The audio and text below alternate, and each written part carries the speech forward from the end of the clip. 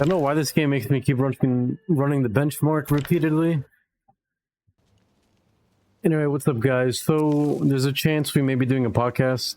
I told Dave and Tom about 8 p.m. tonight, just in like a minute. So if they want to join, we could do something. We were going to have a guest on, but he couldn't make it. So I guess we're going to see if they want to still do like a podcast and talk about something or not. What's up, Surat?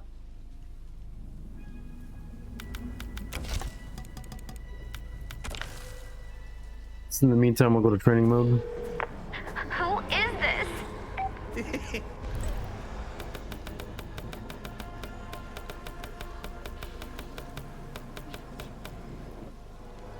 I don't think Tom likes this game anymore. I doubt he'd want to play it.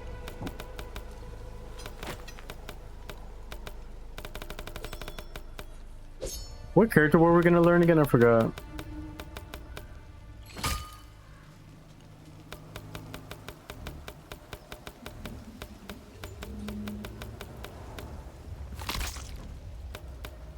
Oh yeah, Ermac. Pissed my friend off using Scorpion Sub-Zero, then we talked about MK for 2 hours. That's funny. You know what? Sub-Zero. What about the team Scorpion? I mean Sub-Zero and Scorpion. That seems annoying. Ermac. Scorpion. How good is Scorpion's armor move though?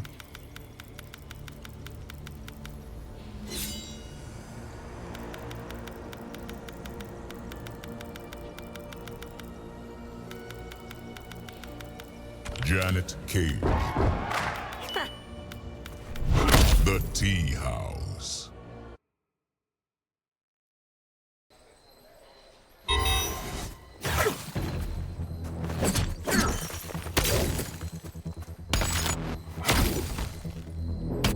Don't start up is 9 frames. That's not bad.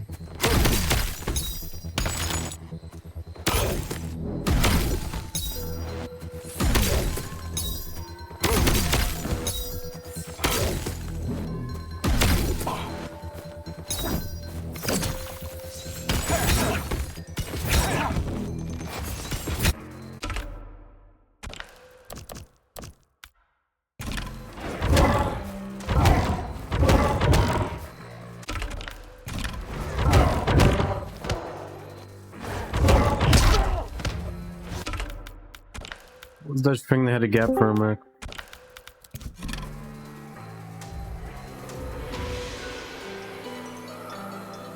Hey, what up? Just so you know, I'm live right now, and you know about the guest that can make it, right? Yeah, I read your text.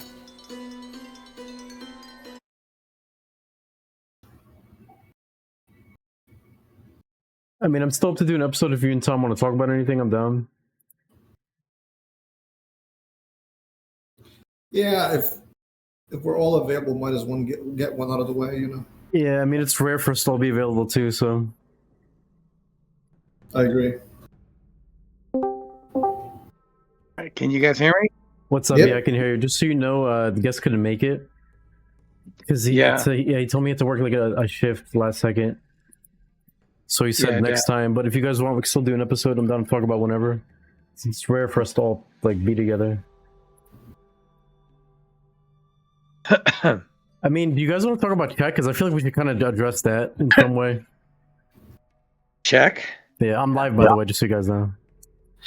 I don't think there's much to say about that topic, if you ask me. Yeah, but I feel like we have to talk about it because apparently, I mean, now it's getting mentioned in my comments on some of my videos. People are like, what's going on with you and Czech? Or what's this drama with you and him attacking you and Tom? And I'm like, people don't know the backstory on that.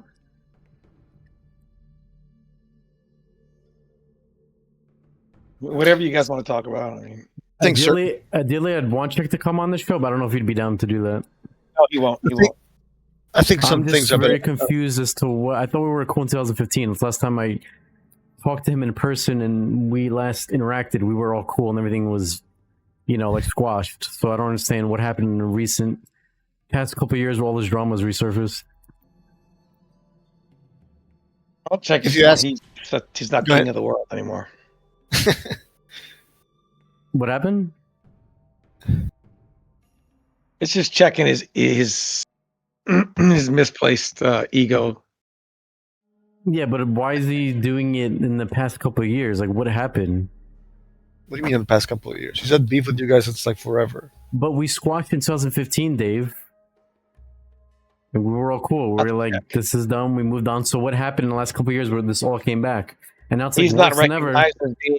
He's not recognized as being player supreme, and But what does it have to do with us? We're not even recognized as being player supreme. So what does that have but to do with me and you? recognized as being better than him in those games, and it bothers him. But nobody's even because- talking about MK, the 3D MKs. I know, Like, but the I'm check just, is all he has. That's I mean, like he just, we don't ever talk about 3D MK. So. I mean, if you guys want, we could talk about the whole story and everything with Check, unless you guys want to talk about something else. I think some stuff is better left unsaid, especially for individuals who obviously have. Let's just be polite and say some inner demons that they should address first before playing fighting games. That's I mean, it's up to you guys. I can start whenever you guys want. I think Tom. Yeah, go ahead. yeah. So I think. Do you want to go ahead and just start, and then I'll just. Yeah, I'm saying I can start whenever you guys want, and whatever topic you guys want to talk about. If you want to talk about All Check or right, not. Just start it now. No. All right. What episode? This is what 60. 60. Oh, nice. All right. So 3, 2, 1, go. Ladies and gentlemen, welcome to another episode of the podcast. I'm your co-host, m2dave, and tonight, or this morning, or this afternoon, whenever you may be watching this, we have the full crew. MK Tom Brady's here, as well as MK Rio. How are you guys doing? I'm doing great. What's Doing up, great. everybody?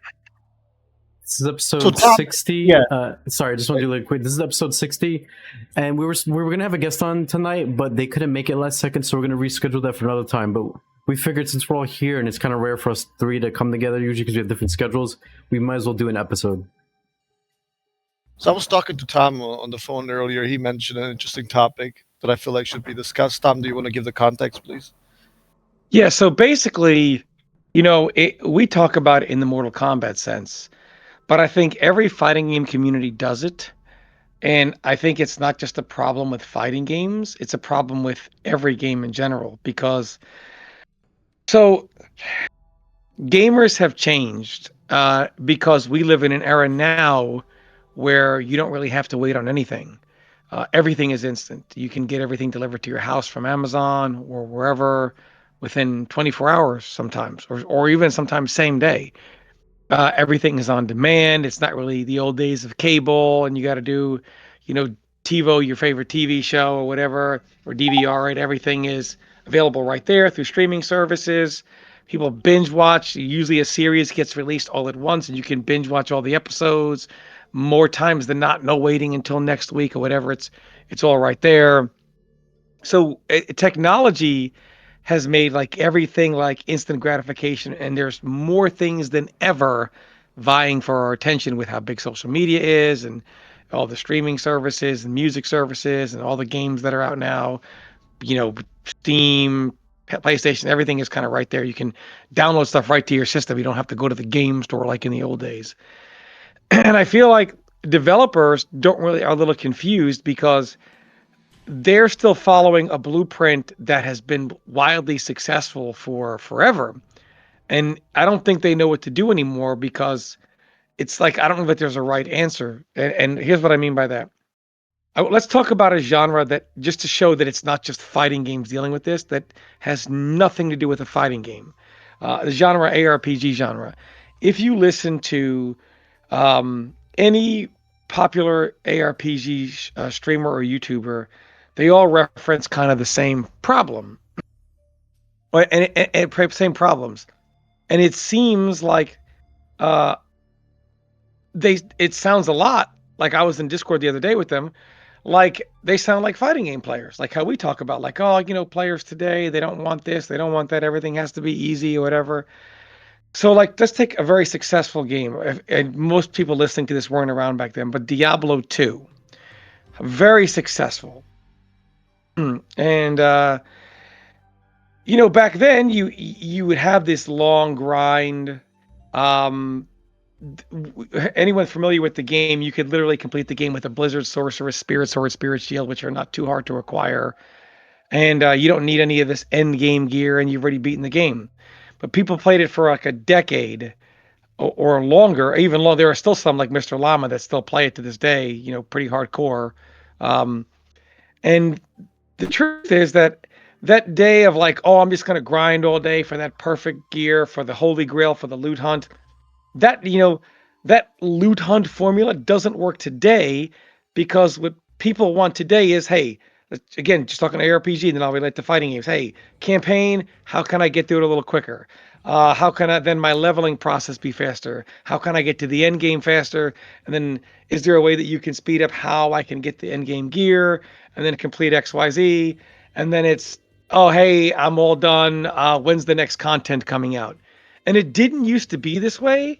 And like developers don't know what to do. Like, are these games that used to be about the loot hunt? You make a game like that, nobody wants to do it. Long leveling process that used to be fun because nope, no one wants to do that. And fighting games are the same way. You make a fighting game that's too defensive, nobody likes it. Too offensive, nobody likes it. A mix of both, still nobody likes it because, well, I don't want to have to deal with this zoning or this defense or this mix or etc. Instant gratification is so part of the era that in fighting games, like any other game, how do I get to that part quicker, right? How do I learn the game fast? Can you make the game a little more accessible for me so that the offense is easier, this is easier, that's easier? Rio, who brought up anti-airs, right? Now instead of anti-airing, you just hit up and block. And I'm not hitting jab out of the air isn't any harder per se or easier, but I mean, like, it's all very much like everything has changed. Gamers have changed, and I don't know that developers don't know what to do, or there just is no answer for it, and we're demanding an answer that just doesn't exist. In a way, gamers have kind of become more lazy, I guess. They want more of a relaxing experience. They don't want to work when they play a game. Yeah, because I mean, I feel like, again, there's so much vying for your attention right now, right?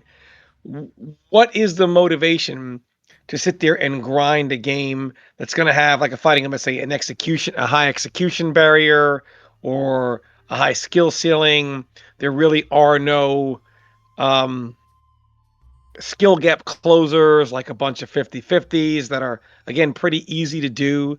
50-50s are, once you get that situation, it's pretty much, I have a 50% chance of hitting you, even if I'm like the worst player and you're the best player. Doesn't mean you'll win the match, but again, it just simplifies everything down to a 50-50 or a safe mix, or some kind of set play situation, right? Or one hit leads to momentum. You know what I mean? Something Charney said the other day that actually does make sense. He said players today, they feel like they're entitled to momentum just because they hit you with anything. And they kind of want everything to lead to, now shit rolls down here. Here's my situation. Got to guess, got mixed, game over.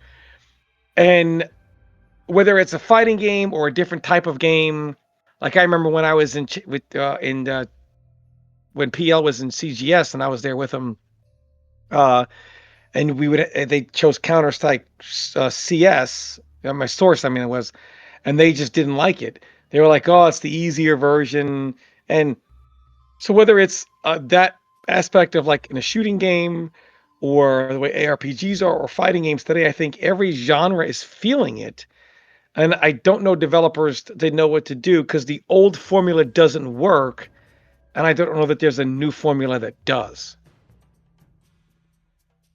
What do you think, Dave?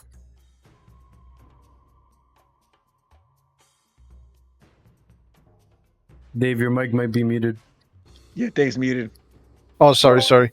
Well, I already kind of discussed it with Tom. I'm more curious what you have to say. What do you think? As far as I know, it's I think it kind of, I guess it's a reference to what Tom is kind of reference. I know some people don't play the games that Tom might be a reference, which is obviously fine.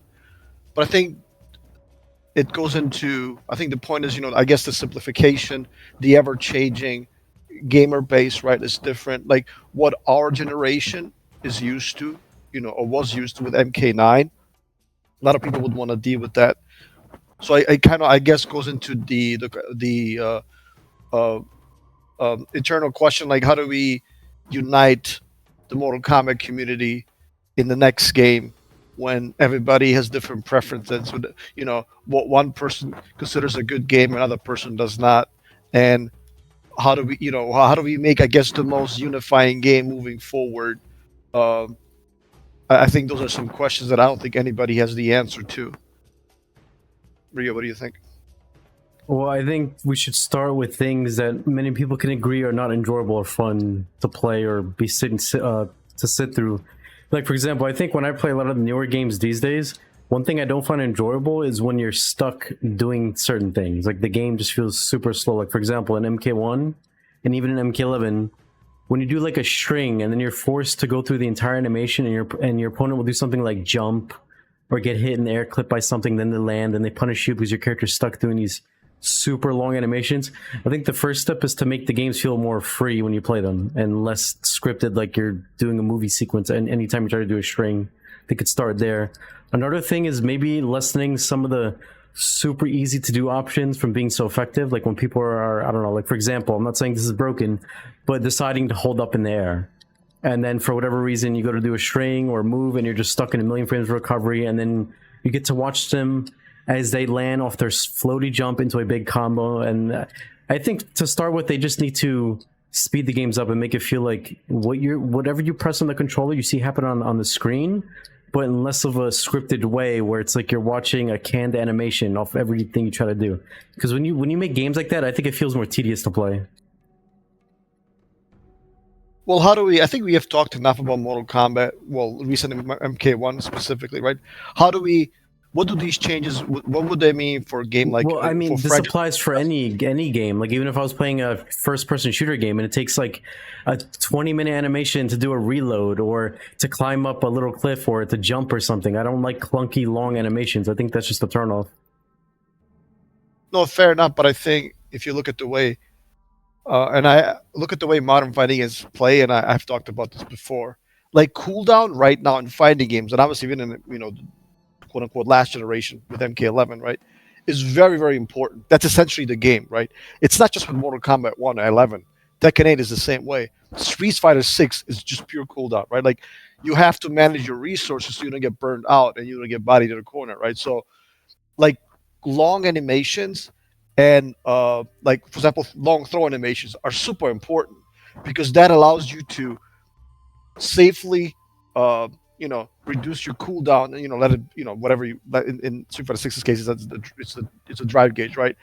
In MK, it's when Havoc back throws you, I think his animation is slightly longer than most back throws. I think it maybe lasts like 1 second more. That's big because that allows Striker to come back or Mavado, whichever cam you're using. I'm not justifying it. I think it kind of slows the game down, but I can understand what the developers were thinking, right? Yeah, I see what you're And saying, but what I'm referring to is I think they should strive away from that playstyle. I think they need to get rid of the auto regenning mechanics and go with the players have to control that mechanic by building it or going for it, because then I think that makes it more. You want the game to be so they have to interact with it, not they're just standing there walking back and then they're regenning something that they want to do in 5 or 10 seconds. I think that's just lazy game design. Yeah, just real quick. Injustice is kind of the same way, right, with the traits because they're all based on cooldown. So doing a long combo like with Zod and Injustice 1, that's what you want to do because then you can, your trait is safely, safely returning and safely coming back so you can whatever zone more, start your offense, whatever the case may be, right?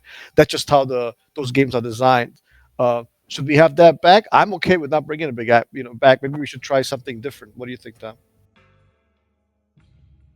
So the cooldowns, I'm not a fan of moves on cooldown in fighting games. Unless something like Scorpion Spear, obviously, or like a Baraicho Puke Puddle, because the reality is, if you could just do it infinitely, right? So obviously, there needs to be some things in that aspect, But overall, I'm not a fan of cooldown in fighting games. I'm much rather like just limit that the move cannot be done again as long as the person is still in a combo state, as opposed to just cooldown. The trait in Injustice, I thought that was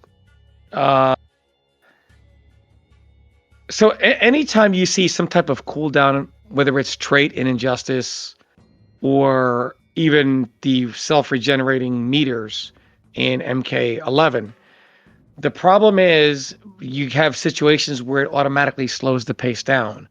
Like Doomsday, if he almost has his trait, sometimes he'll wait the next 5 to 7 seconds for the trait to come back, then trade up and come in, or so on and so forth, right?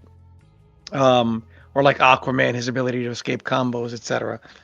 He'll wait for that trait to come back before he tries something sometimes, or even like MK 11, where sometimes the match would come to a halt while somebody's waiting for their meter to come back. You saw this with Jackie sometimes, and then they would kind of do whatever with their pressure, and then they would leap away, and then so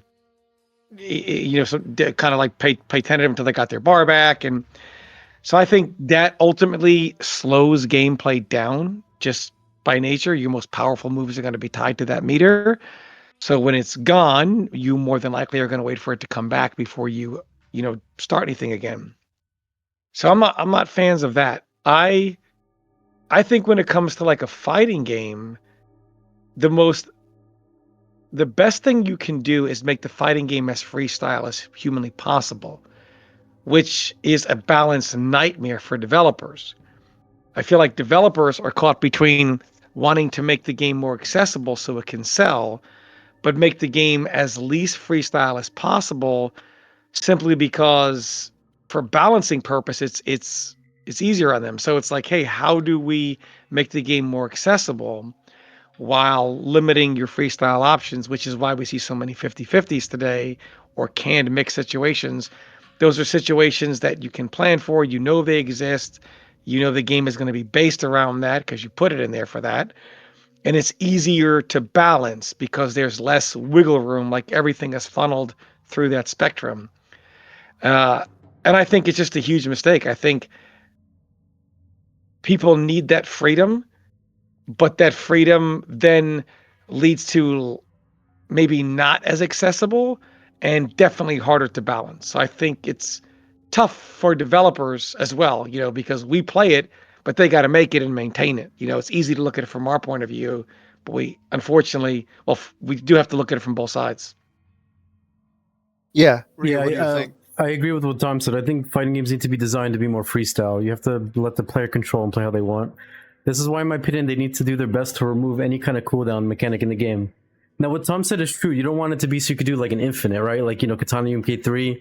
The reason why the Phantos has a cooldown, so you can't machine gun it, do like an infinite juggle combo every second, or Baraicho can't, do his puddle repeatedly. But what they should do is, instead of having like a 3-second cooldown place, why don't they do something like, and like, I'm going to mention MKX. I know it's kind of crazy to bring that game up, but in Baraicho in that game, in MKX, you had to drink out of his flask to become drunk enough to do his puke puddle, stuff like that. So you can have moves, instead of having a cooldown, have it so you have to build resource to go up to them, so that way the player has to be playing in the game to activate them. And for Katana, for her to get her fan back, just make it so she has to do like an animation where she can make the fan come back to her, or she could load another one up, things like that. I think that's a lot better than having it so the player doesn't have to do anything but walk forward and wait for the cooldown to recharge. I think that's just lazy gameplay design, and it's a shame because in MK1, for example, there's so much of that. I've been playing a lot of it past few weeks, and I noticed a lot of the game plan is, at least with the players in Combat League, is a lot of them just like to walk back, wait for the cameo. It's like the game goes on like a temporary pause while everybody's waiting for resources to come back, and then they start playing the game again. And that little pause is probably the most boring part of the game to me. So what they could have done is they could have gave all these characters different moves where they tag in their cameo, but the character's able to move still, and their characters can do like quick little taunts in the background to build up the cameo meter instead of having an auto refill where you're less doing stuff in the match. I think that would have been a lot more fun to play MK1. And for the next MK game, I really would like them to remove as much cooldowns as possible, make it so characters have to actually build their resource or set them up or try to stock them up. I mean, Mortal Kombat 1 has some of that. Like, for example, Geras, right? Charging his hourglasses, Tanya doing her seeking guidance, and I might be forgetting one or two other characters. But honestly, truth be told, most of the time, this is very difficult to balance because, like for example, in Gears' case, yeah, the hourglasses are worth doing because he essentially gets a full screen freeze, right? But like in Tanya's case, we're talking about that's balance issue. Like it's not that method doesn't suck because the way Tanya does it is just ends up being bad. They could easily buff her or change her properties or do stuff to make it good.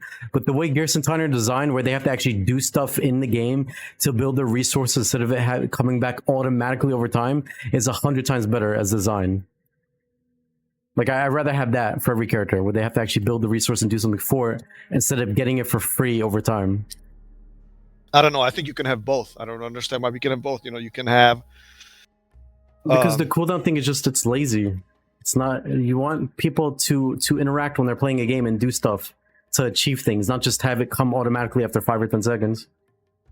No, I understand definitely your argument. But I just like with the cooldown meta, I wouldn't want just a meta where everybody just charges stuff nonstop, because by definition, but the thing is, they're not just charging nonstop. Like, characters will have different animations, different moves that go into it, different frames, how it works. Some people would want to rush down so they don't get set them up. Some people would be able to do them off certain setups or cancels. Like, I think it'd be way more interesting than having any kind of character just reset slowly over time.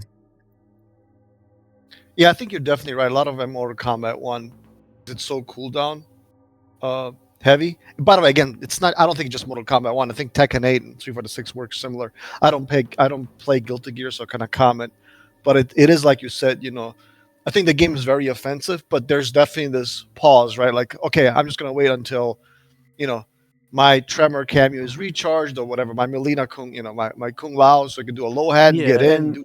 I'm not speaking of it from a spectator, like watching Tekken and seeing that. I'm speaking from a player perspective, like playing, and then during that period when no one's doing anything, because we're waiting for cameo, that's the most boring part of the fighting games out these days. During that part, you know why people aren't doing anything, you know why you're waiting. It just feels like right now everything's paused and we can't really play. We're just waiting for this. It's just not very... I would consider probably the worst part of the game's design today. Well, Tom, what do you have to say? Because your favorite move is kind of on cooldown, right? More than it should have for what it's for what it's worth, right? It kind of always has been. What do you think? So the cameo issue, the cooldown was like, and this is something that we saw even like from the beginning of the game.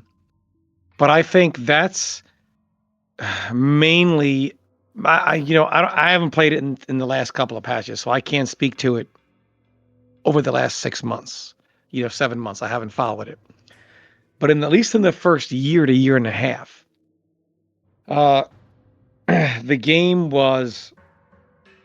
What made it feel incomplete to me was the exact scenario that Rio was talking about, where you're just kind of waiting for your cameo to come back. And this is because, most characters needed their cameo to do like functional stuff. The characters were originally designed to be half a character and then the cameo would complete it. But there are just some characters who didn't need their cameos to do their everyday heavy lifting, and they could save the cameo for whatever win condition they wanted. A great example of this was early in the game when I would catalog certain cameos, and when Chameleon was like 99% of everyone's cameo, I'm like, but there's this many Kano, this many Kung Lao, this many Goro, and then of course the Chameleon, and I'm like, why are there so many cameos? And I looked at it, and this is the first year of Johnny Cage, and it was all Johnny Kano, Johnny Goro, Johnny Kung Lao, Johnny Chameleon, and it was Johnny was considered broken, but it's mainly because they put an MK9 character in MK1, So he could literally do everything he needed to do without the cameo, and then the cameo was there only to enhance his win conditions. Whereas other characters, they had to use cameo. Oh, I can't use my moves unless the cameo is there to make it safe. I can't do this without cameo. Can't do that without cameo. Don't have combos without cameo. It just, it was a massive issue. And a lot of characters, they're like, okay, well, I'll just wait for my cameo to come back. We saw this all the time with Chameleon. She had a low cooldown. So it wasn't that slow, but other cameos we saw was a problem. And even now, like I was watching Evo, I went back the other day and watched some matches. I saw an instance where online Kale needed to make a comeback to win. So he was running away until he got sector, call sector, then come in overhead into sector, and then whatever in a fatal blow. And or no, he did a sweep. My mistake, a sweep into it. And I'm like, well, this was this is kind of like the problem with these cooldowns, right? It's automatically going to slow. And MK1 is designed to be faster paced than MK11, and yet we still see a lot of these cooldown scenarios. I'm not a big fan of it at all. I mean, I think cooldowns are terrible in fighting games in most instances. Yeah, I play Kung Lao as well, and Ryu can tell you all about that. Oh, we had some funny sets actually. Yeah. And Dave, when I call you scrub and stuff like that when we're playing, I'm not even being serious. It's just, but bro, your playstyle is like the epitome of what I do not enjoy about current gen fighting games. Like his playstyle is all, let me walk back, wait for sector cam to recharge, do homing missile, come in 50-50 or throw combo, run away, rinse, repeat. Like it's just, oh my god. But again, it's not a shot at you as a player or whatever. Because you can't be blamed, right? You're just playing the game to, I guess, the game's strength or how you want to play it. But yeah, that gameplay to me is not. I don't consider that like how fighting games should be going forward, in my opinion. I think Kung Lao is actually. I know a lot of people will disagree. I think he's actually a well-designed character in that game because it's essentially a game in which most of the projectiles are horrendous. I mean, you look at Sub-Zero. His projectile in Mortal Kombat 11, I think, had like 28, 29 frames of startup, and I think in MK1 it's like close to 40. I mean, 30. Yeah. So 30 something. Yeah. It's like in the upper 30s. So a lot of the projectiles are very weak, to say the least. And I don't have to get into details. Like some projectiles have like traveling restrictions, like reptiles, Melinas. Others are just horrendous. Like Kitana's projectiles are probably the worst she's ever had in any Mortal Kombat game. However, Kung Lao has actually kind of a nerfed version of Kitana's Mortal Kombat 9 projectile. So by definition, he's going to be able to zone properly, and I enjoy using it because I don't think it's monotonous. You're kind of like, you're whiffing your dive kick, building meter, doing projectiles, throwing missiles, getting in, getting out when appropriate. I think it's a lot more fun to watch and it's a lot more fun to play than, I don't know. I know these are not necessarily the best of examples, but like, Dead Shot, Death Stroke, that type of garbage. Even Dr. Fate to a lesser extent, because there's a lot of interactions going on, right? Like, yeah, sometimes you're just holding back, but other times, you're dive kicking, you're throwing your area projectile, your grounded projectile, there's a missile, there's a double missile, now you're walking back. That's why I don't think the character, has ever been nerfed and has never received any buffs. Like, he's very good, but not in the monotonous NRS zoning way that a lot of, that ruin games for a lot of players, especially, or the casual audience. So actually, I really like his design. He's very, very fun to play. I think this is why MK9 is still, as Dave would say, seen with rose-colored glasses.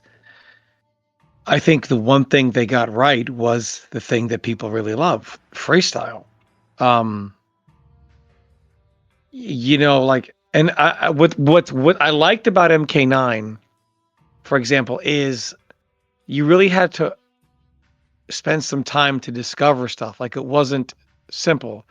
Like, for example, Diddle came in here the other day and he said, Diddle's like, clone's not defense. Well, like, let's take MK9, for example. In the situation of Katana, she makes it hard for me to approach her. So I had to make it hard for her to approach me. And I don't use the clone to hide behind it. I use it to combat her extended normals to really force it to be a stalemate match, where chip damage for me can win. And of course, if I just throw it out at the wrong time, she can instant air fan and juggle me behind it because I'll be airborne and it's unbreakable. Have to be careful when you use it. Or situations where I'll read somebody wants to jump, and there's sometimes human habit when somebody gets tunnel vision on their next move, like I can do a quick jump in, and because they already had jump on their mind because they're looking for me to do something that they can jump over, like an ice ball or something, then they'll then go to air because they already had jump on their mind because they were looking for something like that. And then I can do a quick jump in ice clone halfway in, and they jump into it. And it's like, why'd I do that? You can kind of play mind games with people's habits, or you can trap someone on the corner. There's all types of ways. Like Diddle, all he sees is me like that move. Like he doesn't see like all the different ways you can use it in so many different matchups. Or like Cabal, like if Cabal were look at Cabal in MK11, for example. It's just jump kick, instant air blast, instant gas, it's the gas flight over and over and over again, or jump punch.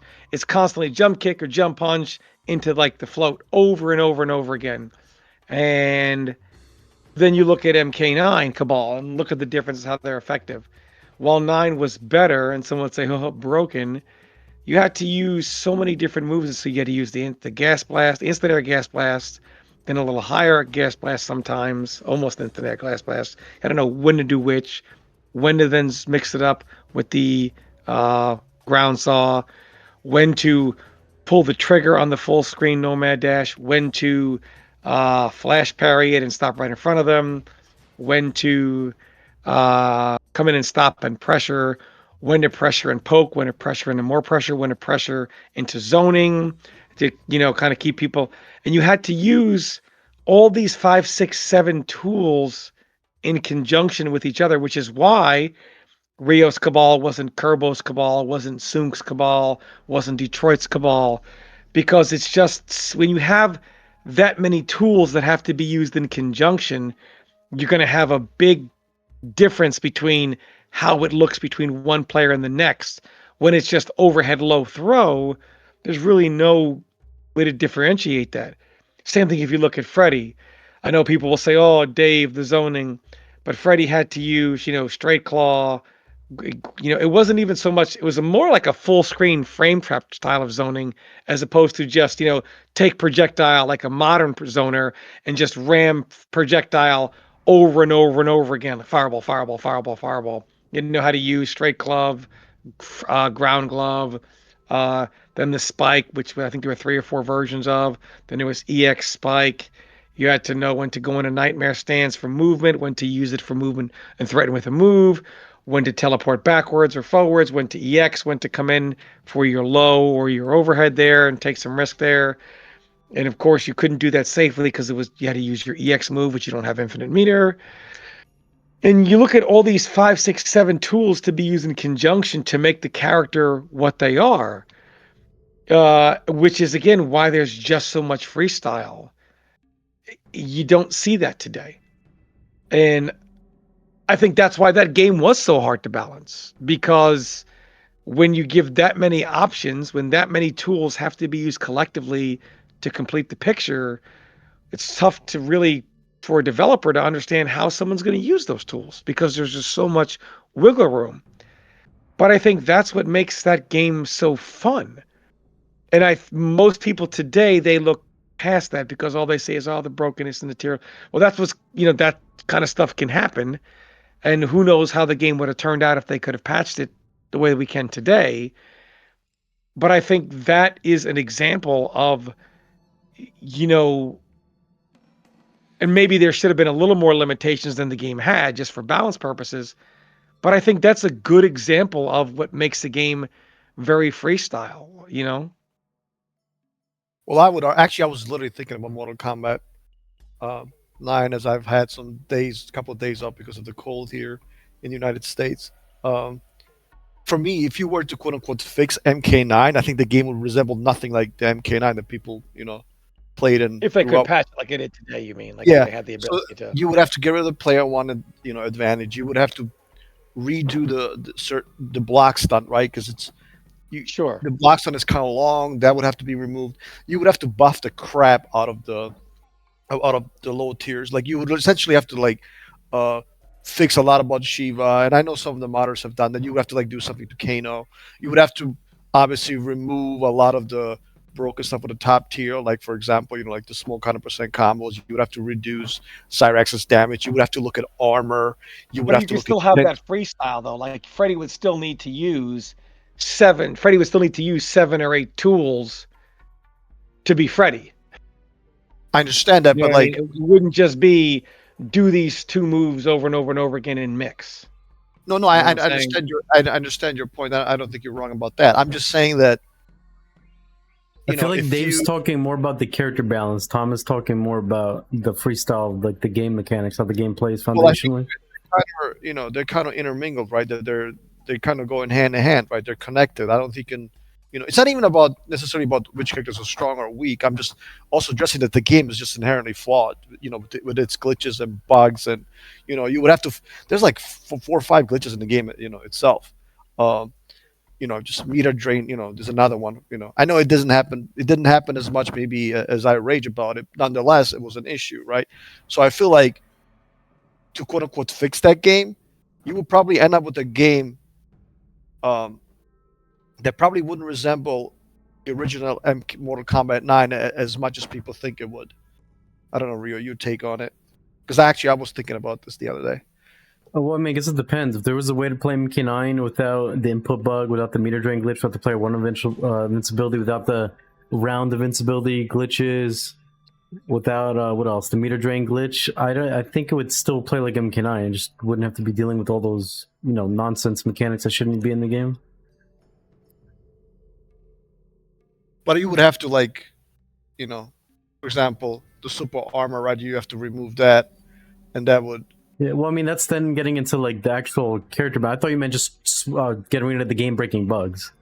If you get into the actual like balance, like should Sonya have more than 1 hit of armor and armor cartwheel, or should it be unsafe? Yeah. Then that's like I guess a patch for the game, like balance patch. Well, I guess what I'm trying to say is that I'm just going to use an example that a lot of people don't know about. Obviously, Rio will know. Like Rio and I play Outbreak, and you play vanilla Outbreak, and then you play this modded version of Outbreak, which is a Resident Evil game, and it's like the meta is so different. Like it's one is kind of like a slower pace. You can just kind of run through a lot of the stuff, and then the modded version is like super like forces cooperation.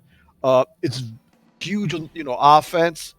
Whereas in the original, you really don't have to kill too many enemies, essentially none, if you can just run past everything, So, I mean, it's still Outbreak, but like, it's not it's almost like a different game, right? In what it kind of did. I feel like you would have to do the same thing with Mortal Kombat 9. I mean, it's not like the game was like, hey, just a couple of patches or no way. I'm sure like to fix everything, you would need to do like multiple patches. And some of the stuff they tried to fix back in the day just couldn't, based on the way the game was coded, So. I'm not, I'm not against Mortal Kombat 9. I think, yes, to this day, I know I sometimes trash it. Like to this day, I think it has like the best fundamental basis. But the game itself, like as a whole, is so flawed because of its glitches, its bugs. It's just horrendous balance. A lot of characters don't do really anything. Like Shiva is just not Shiva. Why is she in the game? She doesn't do anything. Like her half of her moves don't even work. They just whiff. Like she shouldn't even be in the game. Like Kano is just like been nerfed so bad.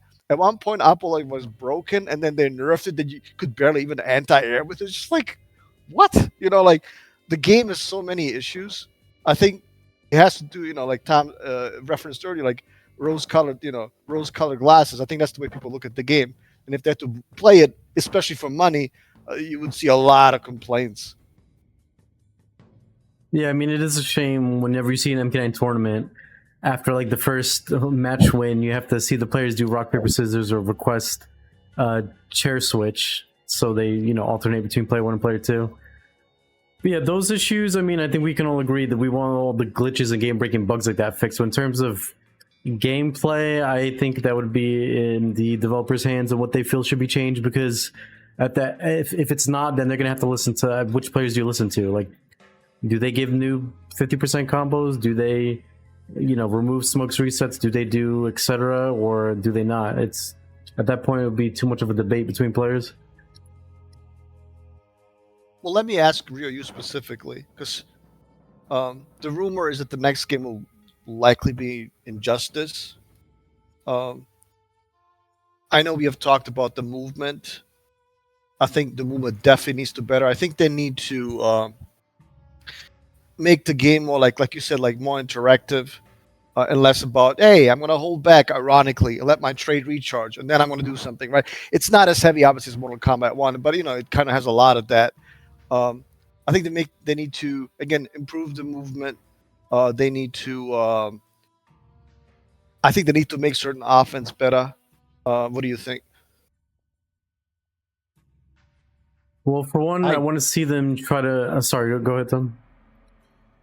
Well, I think it's going to be. I agree with you, Dave, but I think it's going to be a cut and paste again, just because their budget is so.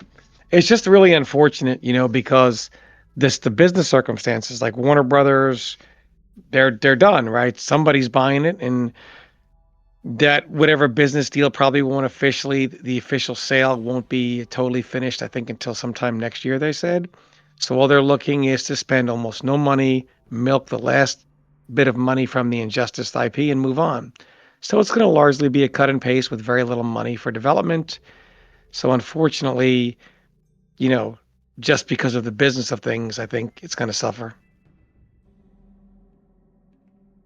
Go ahead, Ryu. To go on to what Tom said, I guess if they're going to have low effort into it because of all the issues going on with the company behind it making the game, what they could do is do like a remake of Injustice 1. So they have to spend as little time as possible making it because most of it's already done for them. They just have to, make it for the newer consoles and fix it up a bit. They could do that, but then include like a balance patch and then allow the players to either play the Injustice 1 the way it was when it was on the last patch 2014, or to try out the new version of the game. I think if they do that, it'd be easier on them because then they have characters that already have a kit that they can work around and just tweak things. But yeah, I mean, the definitely the movement needs to be touched on. They need to make it playing a superhero game with characters like that. They're very strong, all these powers. They should not be slowly walking forwards and backwards at you like there's somebody taking a stroll to the supermarket. It just kind of takes you out of the element and ruins the whole immersion of playing a fighting game. So that needs to be the first thing addressed, the movement. Make it feel like you're playing superheroes. Make it interesting. Give super jumps, air dashes, air flight, ground movement, dashes, running, whatever. You know what? They should actually make it different per character. Some characters should have dashing. Some characters could have block dashing. Some characters could have running. Some characters can have a flight mode or air dashing and go on from there. Would you do anything about the trait? Like, would you implement certain ideas? I think, yeah, every character needs to work for the trait. Then get rid of the auto regenning trait. I think that's awful. That needs to go. Tom, what do you think? Where do you stand? I would get rid of the auto regenning trait as well.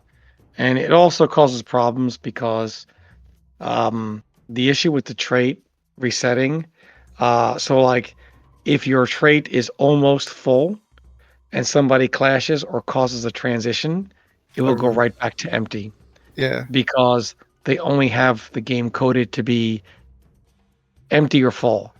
So when a transition happens, or whether it be for a clash or for a green transition, it will either automatically always be full or automatically go back to empty. It's just, I think it's a bad idea, has obvious problems. I would just remove the cooldown and just have some way to build your trait, like meter, or a way to sacrifice some meter for trait. I mean, I don't, just if you want to get it faster. They should make it it unique for every character, right? Yeah, there are things you can do. I agree. Unique in what manner? Like every character has a different way to build their trait. Like some characters would have to go into taunts for it. Some characters like Cyborg in Justice 1 trait. I know his Injustice 1 trait was trash, but the concept of his trait when Justice 1 was you could charge it and hold it. They could do something like that. So he has to charge his trait up, kind of like how Sinestro did it. The way he did it is actually, his shouldn't be changed. His works fine. He has to build for it. He has to work for it. It doesn't come back automatically. So it's really character dependent. And then back row also has a cool trait. Her trait is her stance switching, which stance you want to be in. Like some characters actually don't need to be changed. It's the characters that have to do nothing and it automatically refills. That's very boring, and they should get a redesign. Yeah, I guess that would be pretty cool. Everybody kind of has a different way to, like you said, to fill up the trait, whether it's Yeah, like some characters could build it by doing specific special moves. Some characters build it by doing cancel. Some characters build it by I don't know. There's a million ways they really could do it to make every character feel different. But at least they're earning it and doing something to, work for it instead of just walking back and waiting for it to refill for 10 seconds.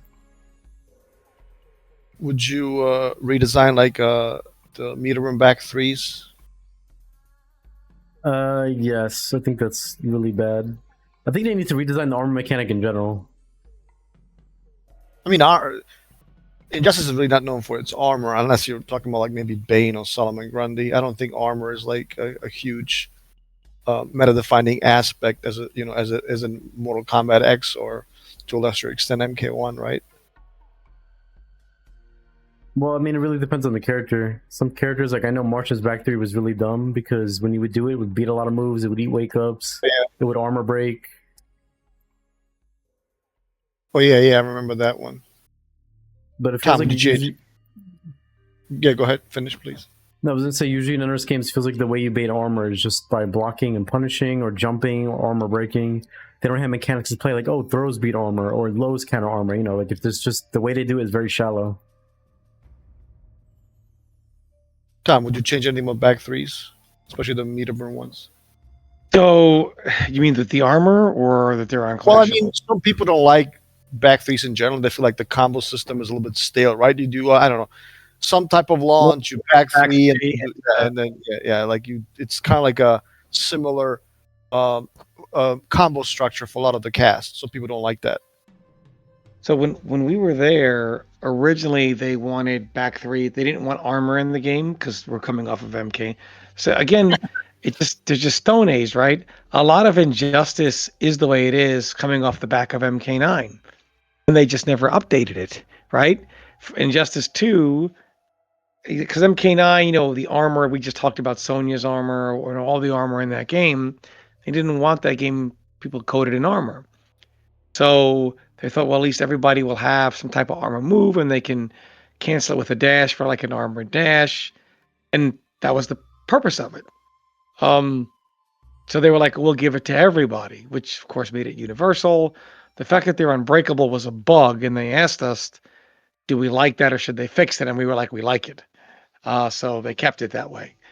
But it is kind of like, launcher, back three, jump in with like heavy, end the combo. That's then do a string pretty much right? It's a universal combo, like Aquaman, right?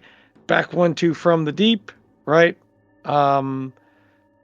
And then back three, jump heavy, right? 2-2 EX from the deep, and then whatever. Ares, right? Combo into EX, pound the ground. Back three, jump 2, ender. And that's a unit, a lot of characters do that. Harley Quinn, right? Bomb into pop launcher, back 3, right? It's just, you see where it's going. Joker, blah, blah, blah. Teeth go off. Back 3. Teeth, forward 3. Hard knockdown. It's a very recurring theme. It just makes it, arrow, whatever, into frozen arrow. Back 3. Jump right? 3 and then string ender. Yeah. Just, it's a recurring theme. I think, I agree with Dave on that. It's a little ridiculous. Let's talk about maybe a more controversial topic. First of all, I think when Rio and I specifically talk about Mortal Kombat 1, there's a lot of the word scrubby being thrown around. And I think the word has lost all its meaning. Can we at least agree that we don't want characters like Deathshot, right? You can call it scrubby, you can call it easy to use. I don't care which term you use, it's relevant to me, right? We can all agree we don't want characters like that. Yeah, but to be fair, we also have to label certain characters in a way, because that also expresses we don't want that kind of playstyle in games generally. Well, but you can't be on for freestyle now. You don't want certain, like which one is it? You can't be both. Like you either respect the way people. You can have characters that are not scrubby that fit in any style. Like you can have a zoner that's not scrubby. You could have 50/50 character that's not scrubby. You can have an armor character that's not scrubby. It's really on how they design the character.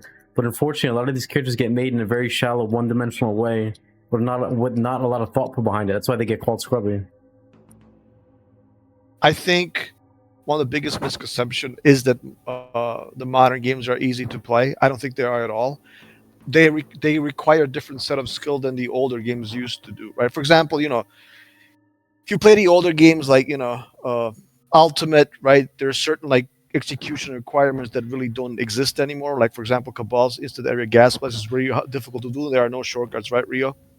And then you have like Cabal's instant in that game is harder than any instant is in these newer games to do. I'm not saying it's like super like you wouldn't learn it, but it requires a little bit more effort to practice. And most people honestly need to use like a hitbox or keyboard to even do them consistently. Yeah, and we don't want to get into the keyboard issue, but the also the reality is like you have like certain punish that are kind of like just frame, right? If you try to like certain characters like can punish sweeps, right? And it's like a just frame. Yeah, like to punish the sweep, for example, Sindelium K3, it's a just frame punish, and that game has no buffering. You have to manually let go of the frame to do moves. It doesn't auto buffer for you with normals or specials. Yeah, and certain combos are like they're very difficult to do, like reptiles, right? Jab combo. It depends on whether you're fighting a male ninja or female ninja. If it's a bigger character, then it's easier to do, like Shiva. So modern games don't really have stuff like that for the most part. I'm not saying it's non-existent, but they don't really have stuff like that. However, for example, the meter management in Ultimate to me is a joke. Like, when are you not running forward? So that there's zero like management. Like you just touch your people. That's all I hear. Right. That's all you hear. Like whatever the scream is when they run. Right. So the point is, every game has something that's quote unquote scrubby. So like to complain about it nonstop, not saying that Rio is, but like whatever you dislike, whether it's drive rushes or the cameo system, like that's what fighting games are, right? And usually the better the character is, usually there's something that's easy to use and the reward is very high. In fact, that's essentially the definition of good moves and the definition of a good character. Well, not just good, of a top tier character. So I don't know, to complain about stuff that I think is pretty harmless in my opinion, is kind of like pointless. Again, it doesn't mean I want pews on the screen, every 2 seconds. I just think we have to face reality that some of the stuff will be in the game, and if you are for quote unquote freestyle gameplay, do you have a problem with people calling stuff scrubby, the word, or do you have a problem with the playstyle that they're referenced to as scrubby? Because I can't tell if you have an issue with the term that's being used to describe this, or if you have an issue with the playstyle being complained about. I have an issue with both, because I think that the term has lost its meaning. Tom can tell you, he's been around more than anybody else. Like, scrub used to mean like a player who just complains, they couldn't adapt. So scrubby is the adjective. That's a different term. You're talking about scrub. We're talking about scrubby. No, okay, fair enough. We've been using this term since like the 3D MKs. It's been around for decades. It's not something that just came out of nowhere like 2 months ago.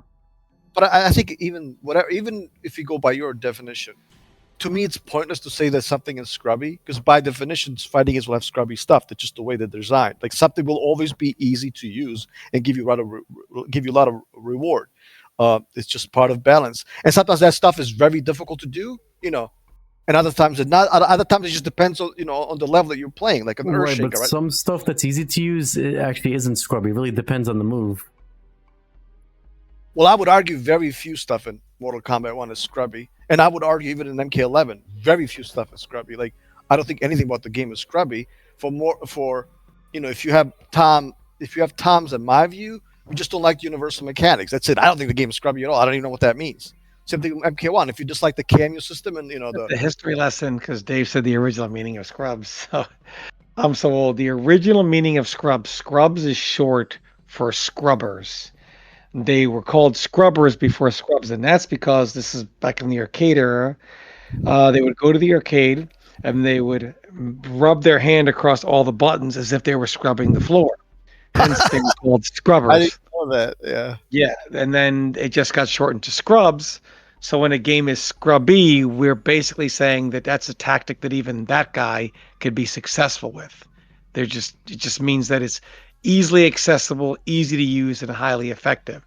So by that definition, it makes a lot of things scrubby, I guess, in modern fighting games. Rio, Yeah, go well, ahead what's and funny is in MK Deception, this term was used the most, scrubby, and I feel like even when we describe MKD 2 decades later, it still kind of applies to the gameplay style. I don't think anybody would deny MK Deception is not a scrubby game. I mean, No, I I probably don't would. think anybody's claiming that it's it's this godlike execution fighting game. I think at some point you either play it or you don't, and if you don't like it, then don't play it. I mean, that's the way I look at it. I Right, just but don't. it's not always black and white like that. Sometimes you can like a game, but not like some of the scrubby stuff in it. That could also be true at the same time. Well, what do you think like is scrubby in Mortal Kombat 1, in your opinion? I mean, the regening meter is the fact that you don't have to work or do anything to have access to some of these devastating attacks that can win you games is kind of crazy to me. Fatal blows, another thing that's super scrubby. Up block, the way you get rewarded for doing a simple task, 50%, better than doing anti-air jab or kick. You get more rewarded for that. The easier option. These, to me, I would consider scrubby mechanics. They're low effort, high rewarding. I don't think anybody's gonna clap when they see somebody get hit by a fatal blow or see somebody get up blocked in a tournament, because they understand, even though they may not know what the term scrubby is, but even they understand automatically, like, wow, that wasn't even like that impressive. He just did up block, or he just did fatal blow, or he just, I think fighting games need to start. I think they need to start doing less of that, in my opinion.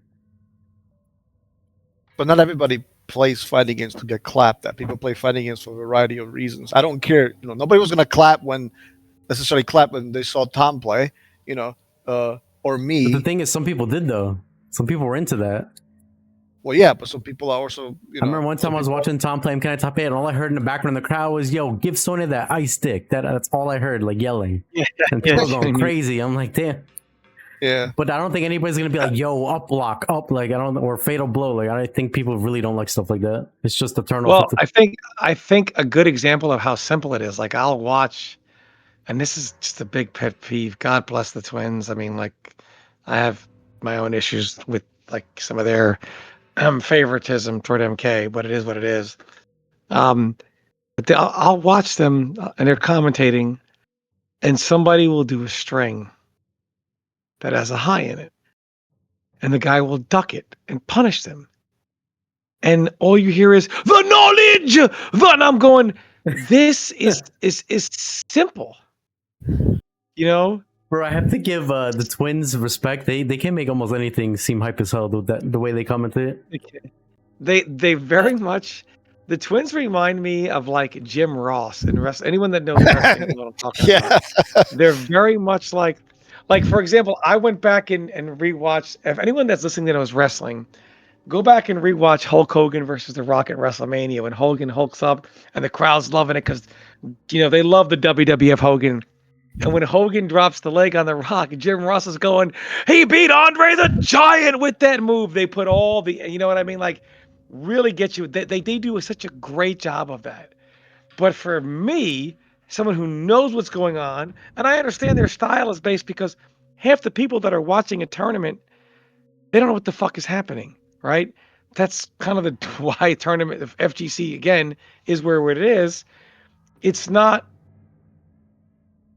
sports, right? Most people don't even know what half the people don't even know what's going on. So when they're like, but to me, and they're like, the knowledge, and I'm like, the knowledge. It's a string with a high in it. You know, I mean, like that kind of stuff. Or when they'll punish something, the guy will have breaker, and they'll punish something, as opposed to something in a whatever, they'll just fatal blow punish it. So to realize that it was minus enough, the knowledge, and I'm like, that's just simple math. The move is this, and you have a move that's this speed that is unbreakable. This is stuff that used to be common knowledge, but stuff that the game has gotten so ease of use that things that would be considered common knowledge and not a big deal that someone at the highest level knows it is now like, wow, how did he know that? It's weird. It's just really weird to see that today. How is it weird? Like even in sports, right? Like you're watching sports at least from the announcer's perspective, right? Even from the spectator's perspective, because the announcers are trying to sell you the product. They're trying to make you understand like whatever you're watching is important. Now we know that some of that stuff, like yeah, the guy just knows frame data, but obviously, I think that just like Jr. or King, who was commentating by his side, like they're trying to make you understand what you're watching is important. So why is that a bad thing? Like even if it's not, I don't know. Well, for example, if I'm watching the old days, let's say Thomas Edward Patrick Brady Jr., that's his full name, and you're watching that, or Peyton Manning or someone like that, and someone's doing a bomb blitz, a zero covered blitz, and they change the play, full coverage, max protect, and they run a quick slant and burn them for a touchdown, the announcer wouldn't say, the knowledge! Because at that level, something so obvious that went undisguised, of course they know that. Like that's expected to be that level. So when you're on like an Evo top 8 stage, it is expected that is common knowledge. This is not, Jimmy 55 and Super Sneakers going at it in the first round of pools or in their living room. This is top 8 of a massive major. Like, well, I shouldn't say that. It won't be Vampire Savior's number, so I don't know how massive. But I mean, I had to take my cheap shot. It wouldn't be me. But I mean, at the end of the day, that's considered like normal. That's normal. But you just kind of answered your own question. You're comparing fighting games, which are literally like an infant, to the NFL, which I believe was started like over 100 years ago. By contrast, you said it yourself, like most people when they watch fighting games, they have no idea what they're doing, like what they're watching. They just see some other guy trying to beat up some other guy, there's life bars, right? When I was explaining to my friends, like who don't watch fighting games, like what was going on, at my Evo, in which I got top 8, they're like, oh, so you run away because why? Like they didn't understand the basics. Like, of course, the announcers have to sell the product and make it credible and make the audience understand what they're watching is important. Otherwise, why would you watch? I don't understand I don't understand why it's dumb and why it's silly. Like it just makes perfect sense. All the top commentators and all, for Tekken, for Street Fighter, they all kind of do that. Like we've seen a long driver's combo into super level 3 super and Street Fighter 6 many times. But if you just watch fighting games casually, well, that might be one of the best combos you've ever seen, at least for the past year or two, right? And well, of course, it depends on the situation.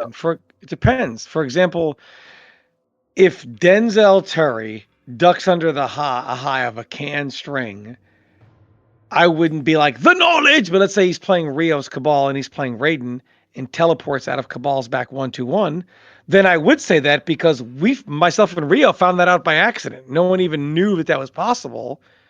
Not common knowledge, and it takes practice to execute consistently. So for that, I would, because it's not common knowledge. A canned string or something that is, minus enough for a fatal blow punish without having to do hit into fatal blow, where you have breaker, so this way the combo is breakable. To me, that's not high level knowledge. That's basic. A kindergartner would know that in a fighting game. So that to me is not something to like. I would harp more on the mistake than the knowledge of a kindergartner. I don't think you're using even examples that are honestly. I don't think you're even using examples that are good examples, because if I look at a Mortal Kombat 1, there's definitely some stuff that's hard to do. As, for example, King Jr. about his clone setups with Geras, or, Ermac players with their like 60%. But I'm saying even the simplest things like knowing the high, a string has a high in it. I mean, I feel like you guys. What? We've lowered the bar a lot. We've lowered it considerably. Well, I mean, I guess I'm not necessarily talking about the announcers. I'm talking about the way the games are. I mean, the announcers, they're going to say whatever they're going to say. And honestly, most of the time, if I'm especially at work, I'm catching up with some, I don't know, my Street Fighter 6 league. I usually have it on mute anyway. I know what I'm seeing. I don't need to be, I don't need to be, commentated upon. I already know what's happening. I just watch because I like the games or whatever. I want to see a high level match. I mean, I don't, most of the time the announcers for me, they don't do anything. I think the people who are very skilled at what they're doing, God bless them. But I just don't buy the perception that modern games are somewhat like very easy to play. I just think there are certain aspects that have become easier, and I've talked about them in the past. But I can name you many examples of Mortal Kombat 1, even MK11. Like I couldn't do that stuff with Fujin. Even Jackie, I don't think she's a scrubby character. Again, I think this word is just overused. Essentially becomes, I lost to something in Combat League or whatever, and now I'm mad, so I'm going to call it scrubby. That's essentially what that word means to me. But you lost because you got outplayed, or maybe you lost because the other player is just better than you. Maybe you lost because the other player has more hours than you, because he put in the work. Whatever you may think of his gameplay style, I don't see how you can be for freestyling gameplay. But be like, this, we don't want that gameplay style. You sound like Cowboy. Not saying necessarily any of you. Like Cowboy's like, I want zoning to be strong. Let's play a long series. No, I don't want to deal with armor. I don't know. I'm out. I don't want to deal with that. I don't mean to interrupt here, but do you even know what the term freestyle means? Because you're like somehow associating it with the word scrubby. No, I'm not associating it. I'm just saying you cannot be for quote unquote freestyle gameplay yet call everything scrubby. Like, where's the consistency? But who's calling everything scrubby? I mean, you were on the last podcast. You were like literally calling everything scrubby. Everything? I was calling Fatal Blow mechanic scrubby, in which it is. It's a mechanic you get for free, you don't have to work with. And then it's, on top of that, it's so badly designed and so scrubby. I know you don't like that word, but you even regen it and get it back when you whiff it or it's blocked, so you can do it again. If that's not like the definition of a scrubby, new modernized fighting mechanic, then what is? What can we call it? No, I mean, you can call it whatever you want. I'm not trying to like dictate your words. I'm just saying that I'm being realistic. I think even the fighting game that I like the most, in which I placed, like Mortal Kombat 9, it's going to have its flaws, and you can argue like people armor call stuff scrubby in MK9 too. That's the thing. Like you didn't seem to have an issue back then when we were calling stuff scrubby in that game, but now in MK1 it's like, I never called. I don't. I might have called. People used to call certain stuff in that game scrubby, but you didn't really have an issue with that back then. But now it's like, well, maybe we should stop using this word scrubby because it's not fair, or you're making excuses for losing. I'm not trying to make sure you can call whatever you want. I'm not trying to dictate your language. You can, whatever your communication, you can say whatever you want. I'm just saying the word has been overused. But you're tying in like, oh, you're losing to this. You said it's scrubby. Why can't you just give him props? You can say somebody's better than you. They're better at the game, and also feel that what they did was scrubby. You're not discrediting them for playing. The scrubby is describing the game that you're playing, not the player that you played against. Two different things. I mean, the best players, no, they're the same thing. The best players in our scene have done that. When RD's not beating everybody, now all of a sudden the game is good. When he was losing, because I don't know, Luke got nerfed, he lost. He called the game scrubby. Like, come on. I mean, like, but does he have a point? Think about it. Does Street Fighter 6 have any scrubby tendencies? Is it watered down in any way? Is it easy to do certain stuff? I don't think about the games like that. I think if you beat me, you may not think of the games like that, but some of these players do think of that, and they see it and they feel it when they play the game, and they don't like that. That's why they want to express that opinion. You have to understand that, like, literally. Well, yeah, he could be salty, but you have to also factor in some people don't like certain stuff being in games. Like, for example, Fatal Blows. People just do not like that. Doesn't matter if you're playing in Sonic Fox using it. They're not going to like the Fatal Blow mechanic. It doesn't matter if it's the best player in the world or the worst player in the world. They think it's an awful mechanic. I think Tom, here in this case, I've criticized him lately, but I've given props. He's infinitely more consistent than most people, most players in the FGC. Like Tom said, you cannot complain about other people's gameplay styles or whatever, certain aspects, but be like, yeah, I want to do this. Right, Tom? Like, isn't that what you have always said? Like, you can't turn around and be like, yeah, I'm all these gameplay styles. Freestyle, let's go. No, I don't want to deal with armor. No, I don't want to deal with zoning. No, I don't want to deal with the ice cold. Like, you can't have you're confusing playstyle with the term scrubby. Again, you could have any playstyle can exist and be scrubby or not be scrubby. It's not, you keep, in a way, like, combining a term scrubby means displaced style complaint. It's not really like that. Scrubby can apply to like anything. I don't know why you keep like you keep comparing it to armor or zoning specifically. People also say scrubby rushdown, or scrubby mix-up, or scrubby jumping. These are all offensive stuff. Well, for somebody to have their way of playing, I also have to have mine. I don't care if you think it's scrubby or not. Like, you can do 50-50s all day. That's okay with me. Like, but I should be able to do whatever I want, which usually means I'm allowed to keep you out to an extent. But who is saying your playstyle can't exist? I'm very confused. Well, I like armor in the neutral. I don't think that's scrubby. Like, that's my gameplay style. And it has been recently. And so what? It depends how the armor is designed in neutral. I think Kung Lao's armor is one of the best designed armor in modern fighting games because it requires 2 bars to make it safe. Yes, it has a lot of range. Like, there's a reason, like, who's even winning with Kung Lao? Nobody's even winning with him. I think, and I know you don't necessarily equate it to a character's tier list, but like, a character's tier ranking rather, but like, I think that kind of speaks volumes. People complain a lot about Sector. Like, we had Sunio on, believe it or not, on King Jr.'s podcast. You guys can check that out on King Jr.'s Burrito Voorhees channel. Like, he even said, like, nobody's even winning with this character. What are people complaining about armor? Like, no, it's not scrubby. No, it's not easy to use. It requires a lot of skill and I'm very confused as to why somebody has to win with something to you call it scrubby. Nobody was winning majors with Doomsday and Justice 1. People are still calling the character scrubby. Why do you have to win with it for it to be called scrubby? Well, again, scrubby, what the People low were level? calling Yes. MK11 Shiva scrubby for your straight, and that character never won a major. She was always losing to other characters. Yeah, I don't think she should have been nerfed. So I mean, what does that mean? I don't know. You were the Dave, one okay, but for some reason you have these rules in place. You're like, well, you shouldn't call this character scrubby if they're not winning with it. But these players don't care if you're winning or not with the character. They feel something is scrubby. They're displaying why they don't like it. Well, if you are like, I'm sure there's many majors in MK1 or any game in the grand finals that were not won because of a fatal blow. Does that mean fatal blow is now not a scrubby mechanic all of a sudden? Like, I don't understand. You're associating calling something scrubby with them winning or not a tournament when it has nothing to do with that. Well, usually, again, most of the I'm not saying you're entirely wrong, but most of the time when people are calling something scrubby, they're probably calling it scrubby because they're losing to it. I mean, I think that's just human nature, and I think to deny that reality is silly. Some people are doing that, but some people are also not losing to it and also calling it scrubby. Like, remember when Sonic, who was the best player in MKX for a while, was beating and winning most of the tournaments, and he was still up there saying, yeah, Quan Chi and this and that is all scrubby. I mean, it goes both ways. Yeah, well, thank you for proving my point. So this player, who's literally known for vortexing people to death, including MK1, he's calling stuff scrubby when it's done to him. Like, what? Where's your consistency? Again, the reason and by the way, he has lost to Quan Chi. What are you talking about? You use that one example. He went to a tournament, he got bodied by one player, pretty unknown player. But he still won the tournament though. He just lost to a guy in winners. Yeah. Well, guess what? Like, so now again, a mix-up is scrubby. Again, it's the cowboy. But okay, separate the player and the person who's saying this, whatever, and look at the character. Was pre-patch MKX Quan Chi scrubby or not? I don't think he was. I think he was a necessary. You don't think pre-patch MKX Quan Chi was scrubby? Well, that is a crazy hot take.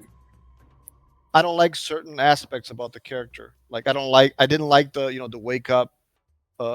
Instant neutral jumping punches. I'm not talking about his viability or his tools. I'm talking about his game plan when he would beat people or what he would enforce to do. Was it scrubby lower for gameplay or was it not? Or was it high IQ, high execution stuff? Well, I don't think I mean, it's MKX. Like, it's not a high execution game. Like, what are we talking about? I never said the game was like, oh my God, guys. If you want like the pinnacle of execution and great gameplay designs, you got to play Mortal Kombat X. It's like, that's not what the game is known for. The game is known for its simple 50-50 mix-ups and offense. Right, but what I'm trying to understand is why are you so bent out of shape off the scrubby term? Like, if you want us to use a different term to describe this, how about we replace scrubby with brain dead then, from going forward, so you don't have to carry the word anymore?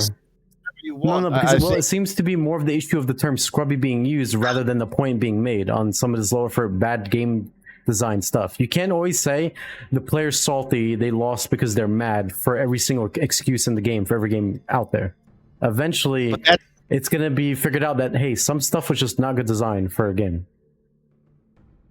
Well, then aren't you, by your own definition, aren't you like killing the freestyling of the game then for other people?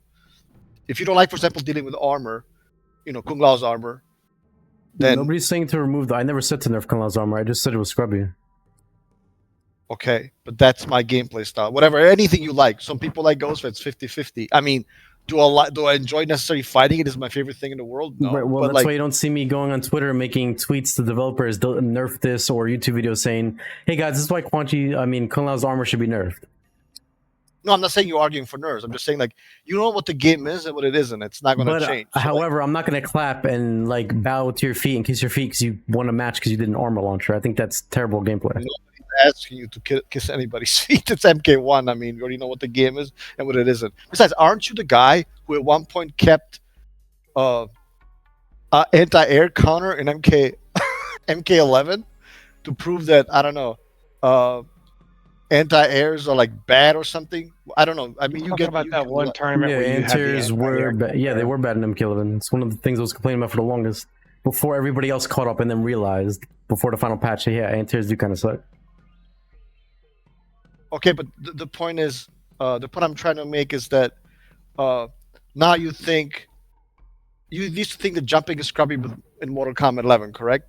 And then they added a low effort to do, required high effort to stop. The best way to answer an MK11 was to flawless block launch them, which was a good option. However, the fact that you have to constantly do that and always have to have meter to do it, and all they have to do is tap up on the controller in comparison was crazy.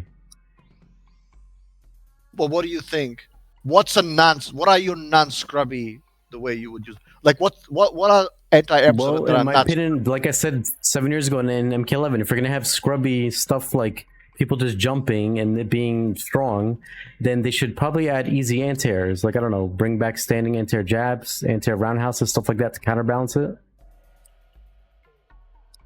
I mean, that's what MK1 has. I don't understand what your problem is. Like, not only does it have jabs, right? Are they as good as Mortal Kombat 9 jabs? Of course not. But like, Problem with they did MK1 that. is if you know someone's going to do a jump in and hit you, it's better just to do up block because you get 50%. A lot of the anti-air jabs in MK1 do not go to 50%. Because for some reason, again, the bad game design here is they want to reward the easier option to do. That is what we don't like. That's why it's even a topic to begin with. If it was perfect and good, then nobody would say anything about it. But nobody's saying about it except you. Like, I don't remember the last time anybody was complaining about it. I can tell you. And I'm very surprised that no one has ever said anything about up block until me. That's the crazy part. It took 3 years later for me to come around to make people realize, hey man, up block is probably a pretty bad mechanic that should not come back. Well, Tekken Master, and I spoke about it earlier too. Tekken Master said it was terrible. Oh, so it wasn't only me that came 3 years later. So other people did have gripes with it. Because they Most made it Tekken seem like it was an issue until I came around and started complaining about it. Well, I'm not gonna be like, oh, Rio's the only one who's mentioned something about them. I think obviously that's not what I'm saying. I mean, a lot of people could say a lot of stuff about this game, and not necessarily, about the overall product. I'm not specifically referring to, the gameplay. Usually, up block is not one of them. Like, it just isn't. People usually, again, you mentioned the walk back, recharge type meta. Yeah, that's something people have mentioned, right? They're like, oh, look at this turtling. Where's the action, right? That's something people have complained about. Not so much recently, but, again, like early versions, armor, obviously with Kung Lao and Tanya, that was huge. Vortex characters, stuff like Cyrax, Ghostface, Homelander to a lesser extent. That's usually what people complain about this game. I just haven't heard this huge movement about up block. It's like, yeah, they finally added good anti-airs. You may not like it. You prefer MK9 jabs, which is fine, but like, this is a good solution. But the thing is, it's not even a good anti-air because then people start empty jumping like rabbits and it doesn't stop the jumping situation. It just makes them jump into empty jumps. It's just a very bad designed anti-air.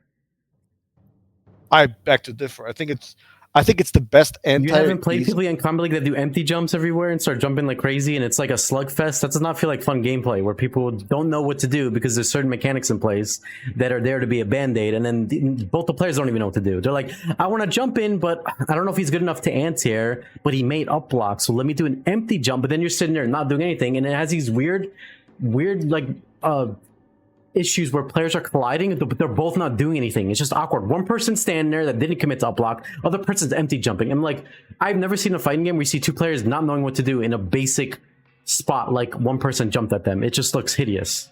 And this is the problem when you have bandit mechanics like that. It makes people look like idiots when they shouldn't. First of all, yes, I have played Combat League. I have close to 2,300 hours in this game. Most of it come from Combat League. Yes, of course, people empty jump. I just don't think this is an issue. I mean, jumping in this game, in comparison to like Mortal Kombat 11, Mortal Kombat X, especially Injustice 1. You're a To a lesser warrior, extent, man. That's all I can say. What's that? That kind of hours, man. You're a warrior, dude. I am. So the point I'm trying to make is that like it's easily the best anti-air system. Again, you may not like it, but that's your I prerogative. entirely disagree with it being the best anti-air system we've ever had. But no, it's not necessarily like whether you like it or not. I'm saying, can it anti-air? It can. Like that's what it does. It doesn't though. When they empty jump, it does not anti-air. People are still jumping at Yeah, you. it's a mind game like that. That's a bad anti-air mechanic. Then it's the whole purpose is to stop people from jumping. Well, it's not doing that. Well, usually the reason it works very well is the guy who's jumping on you. There's a mind game, but he is at an inherent disadvantage. There's a mind game at both aspects, which is why it's annoying. Well, again, this game has that mechanic, and the person jumping it is at an inherent disadvantage because if your opponent jumps, they're going to need a lot of damage. And this game, thank goodness, has a very high damage output, unlike Mortal Kombat 11, which I like because that, to use your words, scrubs the scrubby, stuff like non-stop jumping. Nobody cares about flawless block because some of them are super weak in MK11. They have horrible hitboxes. And the damage is very limited, right? Afterwards, anyway. In this game, when you up block, you bet your ass the other guy's going to eat like at least 30% from at least, but probably up to like 40, maybe even 50 if you have fatal blow. So they're going to think twice about jumping. Now, can they empty jump? Well, and, I mean, they're not because if they land a jump in or go into something, you're also eating 50, which you're leaving out. It's not just one side of the defensive is getting 50. Both sides are getting 50 for any touch, basically. And the best cameos in the game, which what people use, like Striker, grenades hit you out of the air and juggle you, and it's an ambush. Sonya has like a square wave. That's an anti-air. Like the game doesn't have a jumping problem. It's just this is complete myth. You may not like the way the system works, but that's a separate discussion. Nobody said MK1 has a jumping problem. What I was saying, I thought the argument was up block as a mechanic is scrubby. I don't know. I don't care if it's scrubby. That to me is irrelevant. Does it work? It does. That's what I care about. Tom, what's your stand? But it doesn't work all the time because, again, you said the purpose is stop jumping. People still jump at you just into empty jumps. Yeah, okay, then it sounds like you don't want to have jumping in fighting games. Then go play karate, champ. I don't know. I think it's unnecessary. and just so there's 2 points here. Dave's point is, does it do what it's supposed to do and stop jumping? Yes, right. So Dave, I think Dave's point is you may have a preference that you don't like it, which is fine, but it does what it's supposed to do. I personally, my preference is I don't like it. I think there's something wrong with a regular anti-air. I think it adds another layer of get out of jail free.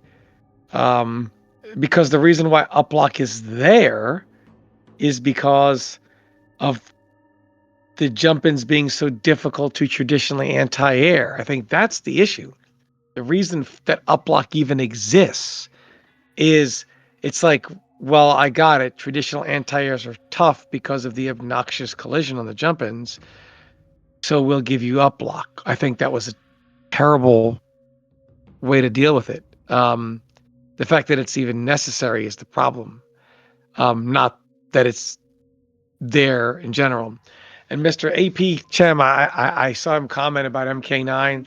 The jump punches are anti-airable, but the early jump kicks are.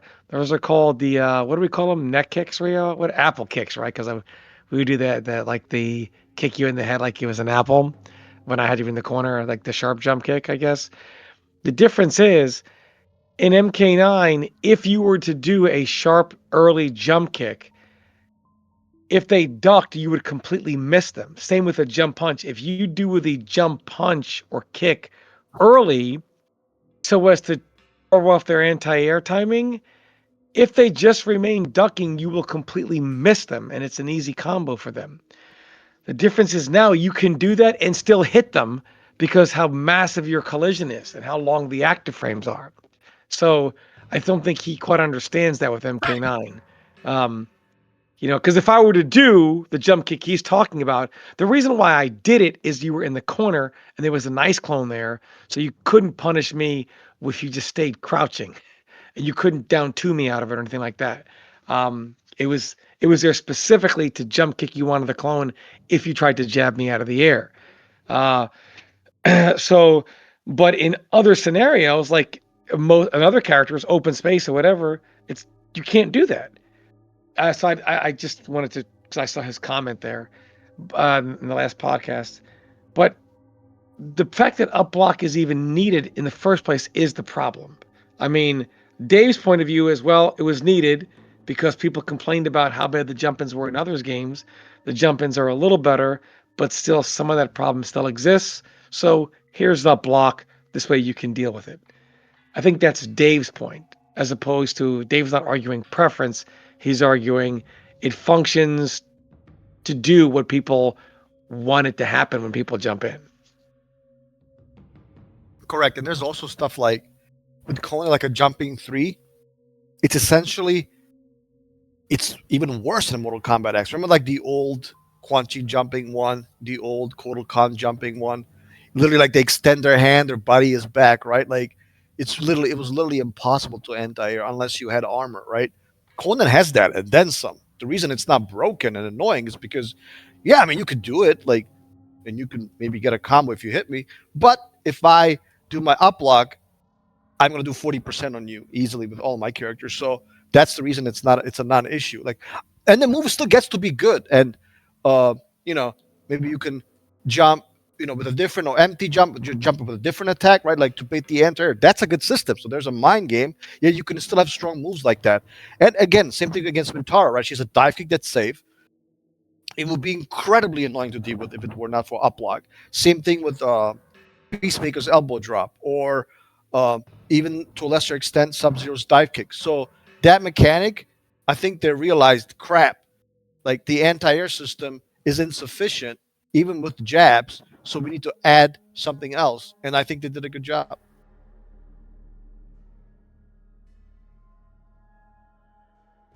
Ria, your response? My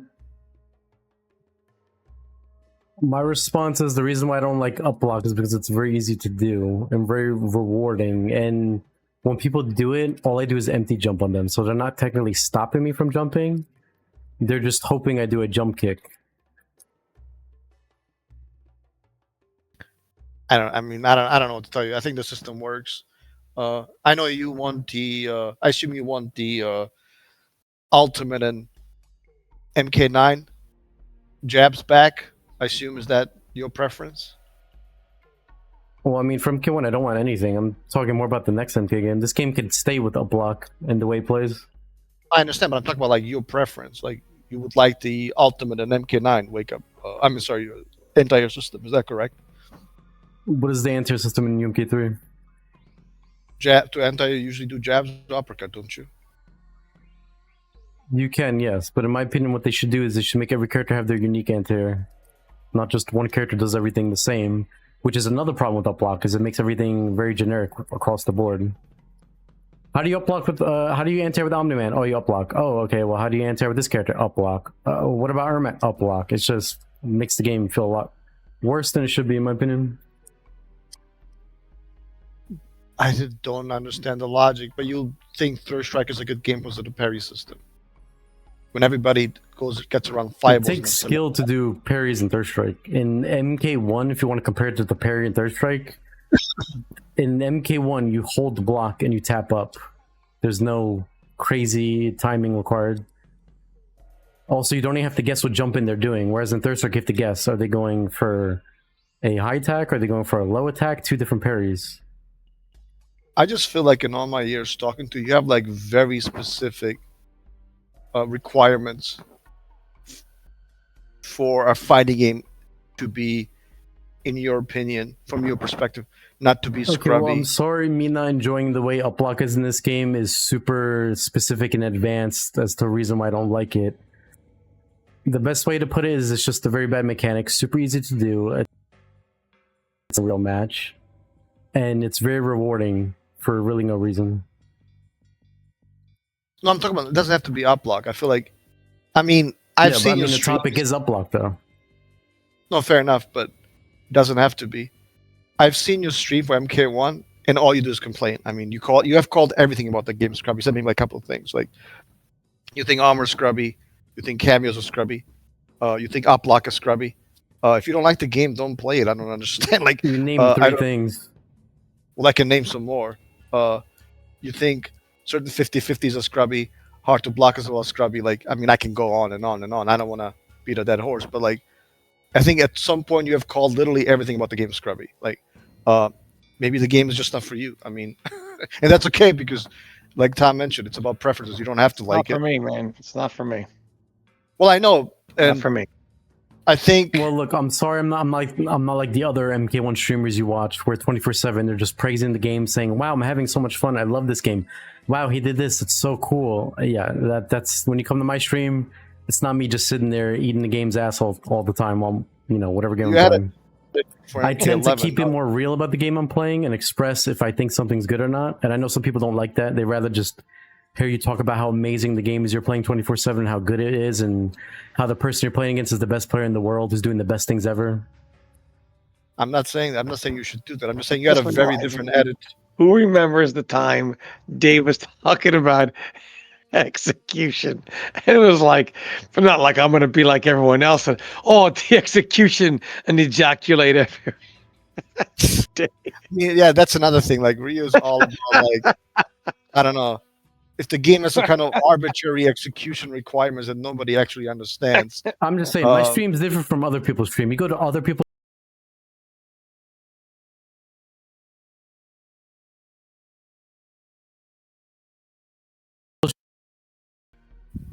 Is that what he said? No, Discord got him. Oh yeah. Hold on, let me let him know in the comments. Yo, can you hear me? Hello, sorry about that. I have my controller plugged in. It desynced, and when it does that, my audio goes off. Oh yeah, what I'm trust me, I saying know all is, about- Go ahead. people stream, you go to their streams, and they get hit by an up block, and all of a sudden they're like, "Oh my god, what an amazing player just played against! He did the crazy impossible."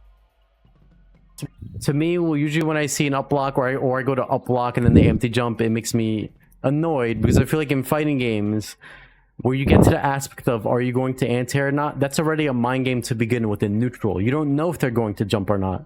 Me thinking you're going to jump, I'm already conceding doing all these other things in neutral because I think you're going to do something. And then when I call your bluff and you finally do it, it's like, damn, he jumped. But wait a minute, it's not over yet. Now I have to guess another mind game. Should I up block or should I not? Should I jab or should I not? Because he may land to go for empty into whatever cameo or not. So it's like, at what point, like, do we need to add in 3 different mind game, like, to interact just because somebody decided to hold up on the controller? That to me is like a little overkill. I mean, I don't know what to tell guys. Yeah, jumping is strong in certain fighting games, depending on the character. Right? If you play Cammy in Street Fighter 6, you have to question your anti-air. Depending on but your she jump makes part. sense. She makes sense why she makes jumping hard. She has an anti-air. I mean, she has a dive kick, like you said. She's designed Well, to do that. Well, if you look at jumping like, at me with any character in this game, it's already a guess. Am I going to uplock? Am I not? Am I going to do like? But these characters don't even have dive kicks. They're just jumping at you. well, it doesn't have to be a dive kick. For example, Street Fighter 4, Zangief has a very short jump arc. So it can be very tricky to know, is he going to neutral? It's literally the same thing. Literally the same thing. Like, he can jump at certain ranges if you do a DP, and if it's an empty jump, it's going to whiff and he gets a lot of damage. If he presses a button, which extends his hurtbox, well, now you will anti-air him. But obviously, he has to kind of like make choices and pick his ranges. This has existed in fighting games for over 30 years. I understand that. I played I don't MK9, know and why MK9 already had that. You could have just said MK9. I don't know why I went to Street Fighter. MK9 had characters like Sonya. They would jump at you. You want to anti-air jab them? It's very risky. They can dive kick you and hit them. You want to know why we didn't complain about that in that game? Because that's her playstyle. It's in her design. She's one of those characters very scary to anti-air. If you try to anti-air jab you, she dive kicks and eats you, and she gets a 50% combo to restand. That's your fault. You should understand the character. And MK1, though, it's different. These characters aren't designed to do that. They're just jumping in the air, empty jumping, because the game wants you to randomly up block or not. Like, that's not any creative. And that's the problem you're not understanding. That's why we call it scrubby.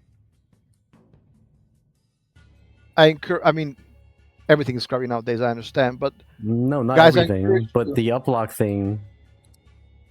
I encourage people to watch high-level matches. You guys can go to Demon Lobby, Rips Arena, Vape Coach, etc., etc. Watch the games. It's not a jumping game. You may dislike the mechanic, which is fine. I think nobody's calling the game a jump fest where people are just jumping 20% on MK1. I thought the whole argument was, is the mechanic scrubby or not? Not is it too broken? Is it impossible to beat? Is it like that's you keep venturing into other talking points. I don't use the word scrubby. That means nothing. Okay, is the move brain dead or not? Do you understand what that means at least? No, it's not. I think it's a great mechanic. I think it's a great defensive mechanic. You have the right to your opinion. Yeah, in an era of fighting games in which defense usually tends to be weak, not just for Mortal Kombat 1, but also for Tekken 8, after they nerfed the armor attacks for Street Fighter 6. Obviously, in cooldown, you can literally be, when you're not in cooldown, I'm sorry, like when you're in burnout, you can literally like eat like strings that there's nothing you can do that push you to the corner. Then you do your drive impact, and then you do like a huge combo. So yeah, that's the era we're playing. So thank God there's a good defensive mechanic. You can agree to disagree. We can agree to disagree. You know, whether it's the ideal anti-air system, and I'm all open ears for you know, what ought to be in the next Injustice or Mortal Kombat game. But I personally like the system because it works. And why do you not want it to be in the next MK game? That's very interesting, because as much as you're defending it now and saying it's great, Well, and that. Yeah, I do want it, but I'm Okay. I'm open ears to like different alternatives. But yeah, I would like to have it in the next game, including Injustice. I think it's a good system. Okay, that's fair. Well, I feel like they should not have a block in the next game or Injustice, because again, that would just make the game feel. I know you hate the term, so I'll try not to use it. It makes the game feel very brain dead. No, I mean, I understand you have different expectations, and you prefer the Mortal Kombat 9 and Ultimate anti-air system with the jabs, because that's what you usually talk about, which is fine. I don't even have a problem with those systems either. I think when anti-air jabs became unpopular was because of Street Fighter 5, because you could do, again, this is not a Mortal Kombat example, but you know, you could do like a jab anti-air, and it visually wouldn't even make sense. Like, it would anti-air them. It doesn't even, you know, it's like it just looks weird. Again, it's not about visuals. I'm just telling what other people used to Right. Well, say. it depends on the anti-air. Like Smoke's standing 2 in MK9, he actually hits the air above him. Other characters don't. So Yeah. if they could design them better to look like anti-airs, then that would solve that issue. In No, absolutely, MK3, but- they jab into the air, so it looks like an anti-air. Yeah. That's all they have to I do. think is a lot of they have people- to animate the moves. When you animate an anti-air move, there actually goes a lot more effort into it than you think, because they have to design the move to look like it would hit someone out of the air. Yeah, but even in MK9, it's kind of universal. You know, it's essentially you either uppercut or you jab, and if you had a great anti-air jab, and that's really what you wanted, like a Smoke, right? Other characters were not. You know, they were more prone to like jumping kicks and stuff. So it was not. You know, but it's still like quote unquote a universal system. I mean, and like you said, if you want to have it different for each character, I'm okay with that. But it's, you know, it's not as easy to create such a diversity without running into balance issues. And some characters maybe shouldn't even have a good anti-air. Like, you know, if characters are really strong in footsies, maybe they have a strong fireball, whatever, etc., Yeah, etc. I mean, well, having it down 2 as your anti-air is a bad anti-air, because you get no damage off of it. Just having a consistent anti-air doesn't mean you have a good anti-air all of a sudden. You also have to factor in the damage you get off of it. True, but it's still like very Like consistent. Noob's anti-air in MK11 was bad, even though it was 100% consistent. It was his up shadow. The reason why it was bad because it just did 7%. No one cared about that. But it was a very good anti-air. Whenever you read people jumping at you, anti-air 100% of the time. It just, you would have to anti-air them like 10 times to win. Cabal would have to land in 2 jump-ins to kill you. So that's why it was not considered a very good anti-air. No, absolutely, I understand. Trust me, I used Jade and I had similar issues. Right, she had an amazing down two, uh, but they're not going to stop jumping because the risk reward is low. However, when you make them really strong, like when they lead into, well, they either Yeah, do a and lot of then that's what damage. I'm saying. It's not. I'm not saying every character has good anti-air, but every character should have the ability to anti-air. Otherwise, that's dumb. However, them having good anti-air or not, in my opinion, should be balanced of what they get off of it, not if they literally cannot anti-air or not. No, again, I'm okay with that. What I was gonna say is that, of course, there's a the more damage it does, or if it leads into offense, that's what makes it Yeah, strong, but right? just to go into that point, MK1 also lacks that anti-air depth. Like, there's no characters that are like, oh, these are the characters that have bad anti-airing. Oh, these are the characters that have good anti-airs, low damage. Because again, the problem that they created for themselves, it's a band-aid solution. Everybody uplocks, everybody's getting 40-50%. Same across the board. No, I think that is a fair criticism of the That's game. why The it's, fact, I mean, sorry, not that word, but that's why it's brain dead. I mean, I don't think it's brain dead at all. I think it's I think it's a system that there's a mind game. They can empty jump and they can bait it. So there's a mind game involved. So I think brain was just like Right, pressing one jab both times. here's the problem people have though. When they're playing a fighting game and they're already beating you in the mind game aspect and neutral, where they're conceding to do anything, they're letting you have the reins to walk up to them, but you choose to jump and they already made that read. They don't want to get told again, hey man, I know you made the right read again, but now you have to make another read on every character in the game because of up block. No, again, that's a fair criticism. But at the same time, again, it goes back to what kind of you referenced with Mortal Kombat 11. The risk reward for you jumping is not that good. Like, it just isn't. That's the reason why people usually don't jump, because they know if they jump, they're going to get bodied. And I wish the system had existed in Mortal Kombat 11. It would fix a lot of like Cabal's nonsense. I mean, it would Jackie still would- have an issue where a lot of characters don't do that much damage. So even if you up block them, you do like 23% Oh yeah, combo. that's a great point. But again, the game, that particular game, the damage output should have been double for certain characters. That was a major mistake to like have most of your damage come from like, crushing blows for certain characters. I don't like that.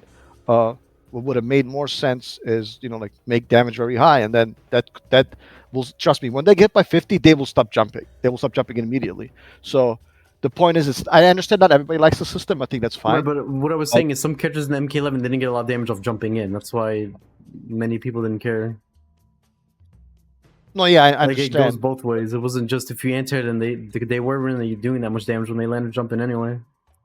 A lot of the top tiers, they were like very, very good with the like Cabal was leaping. Joker had that one stand, like one custom move. He would be like doing his stuff. I know it was obviously not as good as Cabal's, but like it was just very difficult to stop. On top of a game whose zoning has been decimated, it was just very, very difficult to stop, and I didn't really like it. Tom, any of your thoughts on this? I know we kind of got into the up block debate again. Yeah, I don't even know how we got into this again, because I heard people in the comments saying they're kind of getting tired of us talking about the same topics every single episode. They're like, how many episodes do we have to hear about Rio complain about fatal blows, Dave complain about MK11 being bad, or this, or I think people are just getting tired of having to listen to the same episode over and over and over. And it'd be great for the next episode we can stop doing that. Tom, I'll address it. Tom, your thoughts? I think for the next episode, MK1 is what it is. I mean, so it's. But the reality is, subjectively, no game or objectively, I guess, no game is good or bad because there's no. The majority of people's opinion is MK1 isn't good or isn't fun. And the minority still like the game and still play it. So it really depends on your point of view if the game is good or bad. There's no factual, most people say MK9 was good. Only a few say it was bad. Does that make it factually good? Well, no. We could point to a myriad of issues, on paper that say, hey, look at this, look at this, look at that. So really, it just comes down to the popular opinion. Always, if the verdict of the game is good or bad, popular opinion likes it. The game has a big crowd. It's remembered fondly. If they don't, it's not remembered well at all. Be remembered as, whatever. So really is no factual in that. So to talk about MK1, is it good or bad? I mean, people are where they are. If Dave has said before, if you don't like it, nothing they do is going to change your mind. And if you do like it, you're going to continue to like it. But I think, there's no MK coming out for a long time. We should talk about, people have asked, hey, talk about some MK9 stuff or MKX stuff or 3D stuff, things like that. Talk about those games, the players, what the scene was like. Because the reality is right now, MK is pretty much a pick'em. A lot of people, MK1 isn't it. And, maybe another MK game can resonate with them. And for Mortal Kombat really to do anything over the next few years, some people are going to have to find one of the Mortal Kombat games they like. And the only way they're going to even be interested is hearing the stuff that we already know, which might make them say, hey, you know what? I might want to try that out. I think we should do that in future episodes. I agree. Are you referring to talking about specific older games, especially the NRS ones? Yeah, it's a shame, but Hey, there's yeah. not much to talk about with MK1 really. Or It's not even a shot at the game. even It's just stuff a lot of stuff's very generic. like MKX, right? You know what I mean? The good, the bad, what was fun, why MKX had such a nuclear launch as far as how big it was. Why MKX really is the only Mortal Kombat game to successfully blend the majority of the old community with all of the new one. It's the only one that's really done that, which is why it was so big. People have questions. Why is it all 50-50? Well, simple. The geniuses over there thought, hey, UMK3 had run. Let's do that. Now, while I don't defend glitch jabs, I don't think even they knew what glitch jabs were, even though we did at that point. Let's just take traditional run jabs, which actually aren't that bad without, since there wouldn't be glitch jabs, just regular run jabs.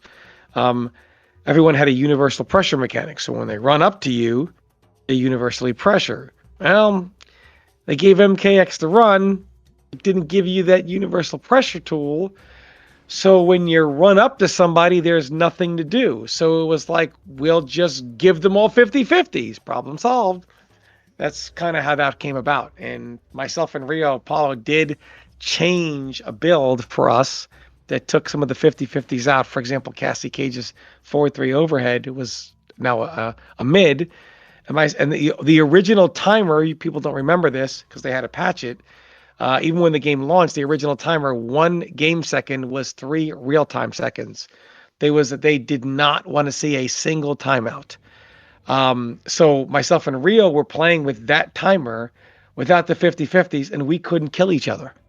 So the time was just, and there was no pressure, and it was really boring. So it was with the run mechanic, and because there's really no form of pressure outside of maybe cancel characters like Liu Kang, Devora, etc., which are few and far between, you kind of have to go with the 50-50s.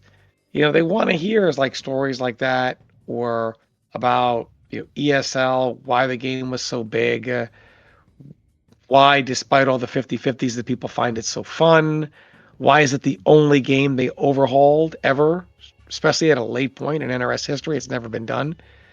Things like that. Why is MKX being picked right now for TNS? Yeah, it also seems like a lot of people enjoy the final version of MKX. Did you say enjoy? I don't like that version. They enjoy the final version of MKX. Well, see, I think that's a complete. Not just by the way, I think there's also some top stuff. Just not, guys. MKX was as controversial as any game I've ever seen after it was released. So to paint a picture, hey, everybody likes it. No, yeah, there was an initial honeymoon period, but then when people kind of realized that the game was 50-50 in armor, people were ruthless, man. People were vicious on Test Your Might. Obviously, this was 10 years ago, so certain social media websites were not as active, at least were not as prominent as Test Your Might was for Mortal Kombat X. People were brutal. demanding Paulo be fired. What is this game like? Yeah, some people like it now. It has, but it's a very small scene. I think the reason it's popular is because it's very appealing to watch for the casual, spectator. You really don't have to know much about the game to understand. Well, yeah, this guy's running in and doing mix-ups, and he's winning because he's doing flashy combos. That's the game, and that was the reality of the situation. So I don't understand, uh, this mischaracterization. And the same thing with the last patch of the game. A lot of people that I talked to, King Jr., THDB, the people in Ohio, my local scene, they hated the last patch because it removed the only defensive mechanic that the game ever had and ever was going to have, which was the armor. Again, I understand it caused issues, but I don't understand some of the stuff that is just not based on reality. I also, Tom just said he didn't like the last patch. I didn't like it either. I think it kind of has nothing to do with top tiers. Chairman was still top tier, very strong, top 3. But I feel like a lot of the gripes with the game was the fact that it was super hard. Speaking of the lack of anti-airs, oh my god, it was even worse to an extent the last patch. Once they removed my armor option, the up punch, I don't know why that was ever nerfed, but dude, what is going on? This fool is just jumping, and I have almost no options.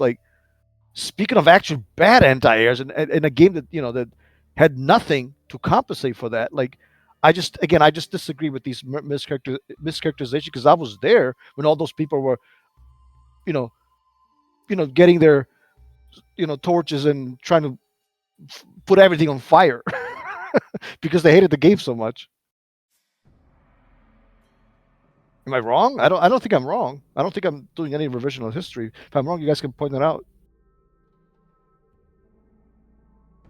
Well, that game was a very controversial game in general, to your point, right? I mean, and I think it's the people same had, with MK. I don't mind mixed feelings. Well, for Yeah. example, I didn't like the last version of the game, and I saw Unbearable Skill did an all-time player tier list, and they were like, "Who was the GOAT, Ninja Killer or Sonic Fox?" I don't think people realized how the last version was so different. This is why it's so controversial to even put Ninja Killer on Sonic Fox's level. I'm not saying Ninja Killer couldn't do it. We all know he's skilled. He can do anything. He's just that good. But the version we played is not the version these guys are playing. This version came out several months after the final Evo, and only about 3 months before Injustice 2, 4 months before Injustice 2. So basically it only had one tournament, and that was a small tournament, less than 60 people. This game was not the version competed on. Let me give you some examples. For one, we had to deal with pre-patch Alien. No player today even has to know what that is. So when somebody says what Ninja or anybody would have done to Sonic, you would have got Sonic's pre-patch Alien, which doesn't exist anymore. So it's much different. Also, characters like Liu Kang. Liu Kang Liu Kang really couldn't get off the ground in certain matchups. Not really. He could not get off the ground at all. And now Liu Kang always gets up off the ground for free. Also, he had not to a mention, slow down one in that version, so a lot of characters got to do. It was hard for him to take his turn without using armor in the pre-patch version. Yeah, and now, not to mention, so Liu Kang had a 2-bar armored launcher. I think it was 0 on block or +1, whatever, 2 bars. I don't think it was a launcher. It was just a knockdown. I don't think it was. No, it's a launcher. The fly kick into the overhead is a launcher. Yeah, it costs 3 bars. You do meter fly kick, and then the bike kick, and then the launcher. But you can make it. You're able to make it 2 bars. It was 2 bars. It's 2 bars. You can make it 2 bars if you don't EX the flying kick. So that means you don't have armor. I thought the 2-bar was the one with the Shaolin punch. Wasn't that the 2-bar? I'm sorry, guys, not the 2-bar. This is only in Dragonfire. When you do fly kick in Dragonfire, he has a double fly kick that breaks armor. If you meter burn the double fly kick, he goes into the bike kick. And then you can meter burn the bike kick part at any point of it to go into the overhead flip kick, which is a launcher. Yeah, I got you. But my point is, a lot of the people have no idea about the armored launcher 55th. Yes, that was. Yeah, you're right. But the thing is, it's just such a different game. And even a character like Katana now, she was always good, but anyone that has a 2-bar armored launcher is still very good because there are no more 1-bar ones. So it's it's Exactly. Yeah. They it's nerfed still the game. really good.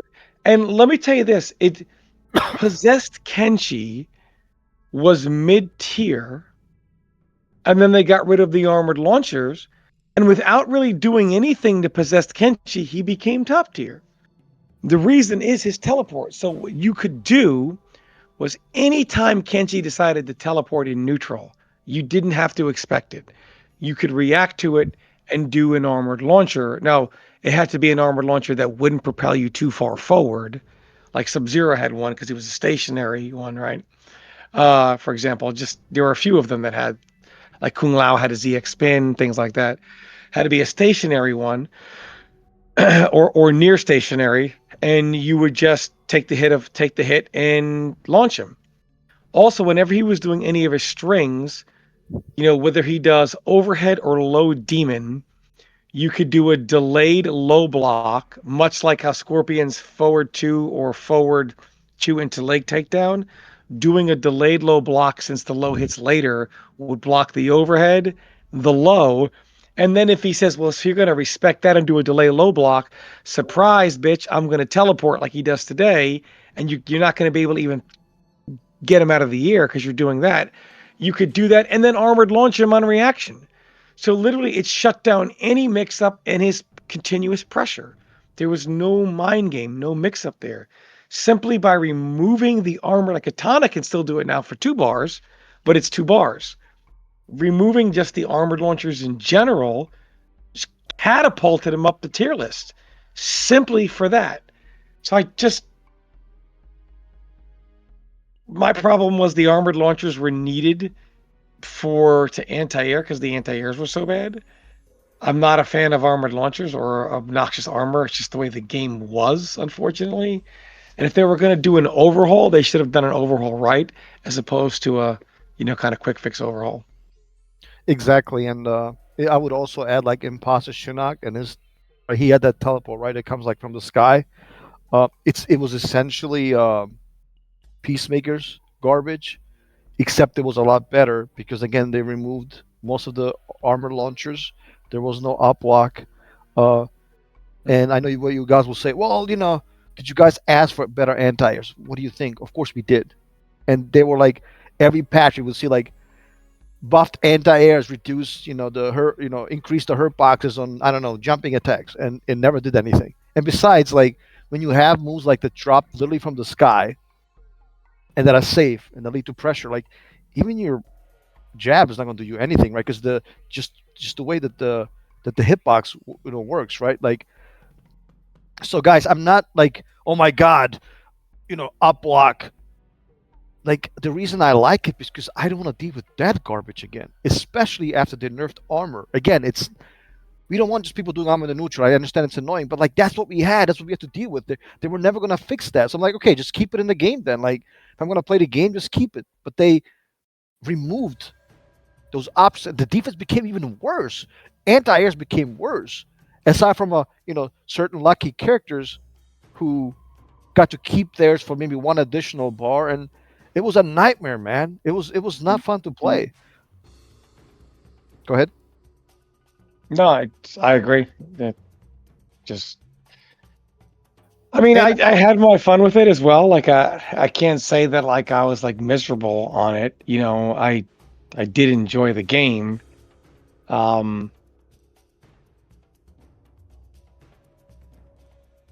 NRS is like the king of the almost. It's like they get you almost there and then leave you flat. And Rio made this elaborate thread on Test Your Might. It was like super elaborate, very detailed. Armor does this, armor does that. I'm like, oh, this is so interesting. And of course, NRS did none of it, as I suspect. They did literally zero of it, just like I thought, right? I was like, they're probably going to go look at the thread that Rio made, spend probably like 2 hours typing it out, and maybe 2 hours thinking about it beforehand.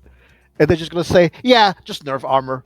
because we're not going to add all these aspects, and that's exactly what they did, and that's why I was so upset with the last version. And I remember King Jr. came over. I believe this was on a PS4. We literally took out the we never like, but I don't think we took out the hard drive up. Like we played the version with armor because that's the version that we had the most fun with, and it's unfortunate. And again, I don't mean to be completely negative. I think they tried their best to rehaul some of the stuff, and some of the stuff was good. Other was, but others is just like, again, it's exactly like Tom described. Like, guys, just put them removing like armor, certain offense in the game became better than ever. Like now with Tremor, they're rolling rock, which is +8 on block. That was really never a thing because you were so scared, right? They were going to react on armor. That was all of a sudden, like 1-2, forward 1-2, forward 1-2, rolling out, forward 1-2-1, forward 1-2-1 down. It became better than ever for Tremor, especially when they reduced the startup on his forward one. They made it 6 phrases out of 7. So yeah, a lot of the stuff was a nightmare. Again, that doesn't mean I want the game. I don't know. I cannot watch the game anymore. I still enjoy watching it, and I'm glad that Tampa Never Sleeps has it. But yeah, I dislike the last version. I think it was the worst version of the game, with the exception of those your pre-patched Tanyas and aliens and whatever. Rio, your thoughts? I mean, to be fair, I feel like as much as you guys don't like the last version of the game, I think it's a lot better than all the versions we had before that. Because I think you guys are, well, I guess you're not forgetting, but there was so much complaints on the first and second year of the game on the previous versions, like by so many. I've never seen a game get complained about so much. That's why I was making some of the threads like Dave was saying. But they tried to really do their best to, I guess, overhaul it. It was the only game we ever got that had an overhaul, and I think it's kind of in a weird way, I guess, unfair because they released the last version so late before Injustice 2 came out. A lot of people kind of jumped ship and never gave it a good try. I was actually playing MKX yesterday. I got back into it, and the way people are playing now is pretty crazy. They're actually anti-airing with jabs. They're actually playing footsies and with punishing stuff, which is, I never remembered seeing that kind of stuff when I was playing the first years of the game because the game was just, armor launcher and to run up, do this and that. So I think because we haven't really played the final version that much and gave it that much of a try, I think the reason why there's a huge resurgence, a lot of people like MKX now, has to do with how the game is different now, and it's not just armor launcher every 5 seconds in neutral. And maybe that's why there's, why a lot of people are getting back into it. And maybe if we try it again and get back into it, we'll end up enjoying it. Because I never played the last version and gave it much of a try. I kind of jumped ship quickly into Injustice 2. Yeah, so did I. I'm a bit nostalgic, obviously, for Tremor. I like my little shatter when I had armor. Yeah, I like my up. When the MKX was so bad in the first and second version, I was so turned off that after I read the patch notes on the last version, I didn't even care to install it and play it much because I was already mentally checked out. Yeah, the point I was trying to make, I don't mean to be disrespectful to either one of you. I just think that when we say a game was well received, I mean it wasn't really. I mean MK9 guys, people may say the same about MK9. The most complained about things MK9 was not the player one advantage, was not meter drain glitches. It was not it wasn't any of these glitches that to this day I rant. It was actually the matchups. People were you had certain people just being toxic, and I was one of them, right? For sure. And people hated fighting Cyrax, people hated fighting Kenshi, people hated fighting Cabal towards the end of the game. That's how most people quit. They couldn't stand those matchups. Because then it became, let's try to talk to Tom, try to get stuff changed, because he had close connection at that point to Paulo and Boone. We all we were into politics. That's all. A lot of that was the scene. You try to get your character buffed so you have an advantage. We all kind of did that. And that was a huge aspect of the game. Tom, I mean, am I telling the truth? I don't think I'm exaggerating when I say that. No, that's true. No, you're right. And to a lesser extent, we did the same thing in Injustice 1, right? We didn't like Scorpion. And I do think it was broken. We all called Tom, Tom, you got to get this changed. Character fucking had a teleport in a no block, no block button game. And everybody talked. It was dude, we got to get. I'm calling Tom, playing to win is calling Tom. Maybe King, we all go dude, you got to get this change. This is not fun to fight against. And yeah, I mean, I guess those are the dark aspects of those games. But trust me, guys, uh, they all had their controversies, just like Mortal Kombat 1 does right now, and like MK11 did. We don't have to go through that history, right? Like I think that history is still pretty recent and fresh in people's minds, and the controversies about the universal mechanics to the point that even the players who enjoy the game, who like it, are like, yeah, the delay, the delay wake ups is a disaster. Fatal blows are a disaster. Crushing blows are a disaster. Balance a disaster. So it's, but at the end of the day, you just kind of have to be like, look, I accept the flaws. I play this game because I like it, and I think that's kind of where we're at, and that's kind of where we're at. Moving into or going into Combo Breaker that's going to have all these games, and I'm looking forward to watching most of them. I have a question for you guys. Which game of Combo Breaker do you guys think is going to get to have the most hype around it with the people watching it? Tom, Probably MKX. Or the last time I did this, there was 9, but this time around, probably X. Yeah, I think it's between MKX, MK9, and maybe Ultimate.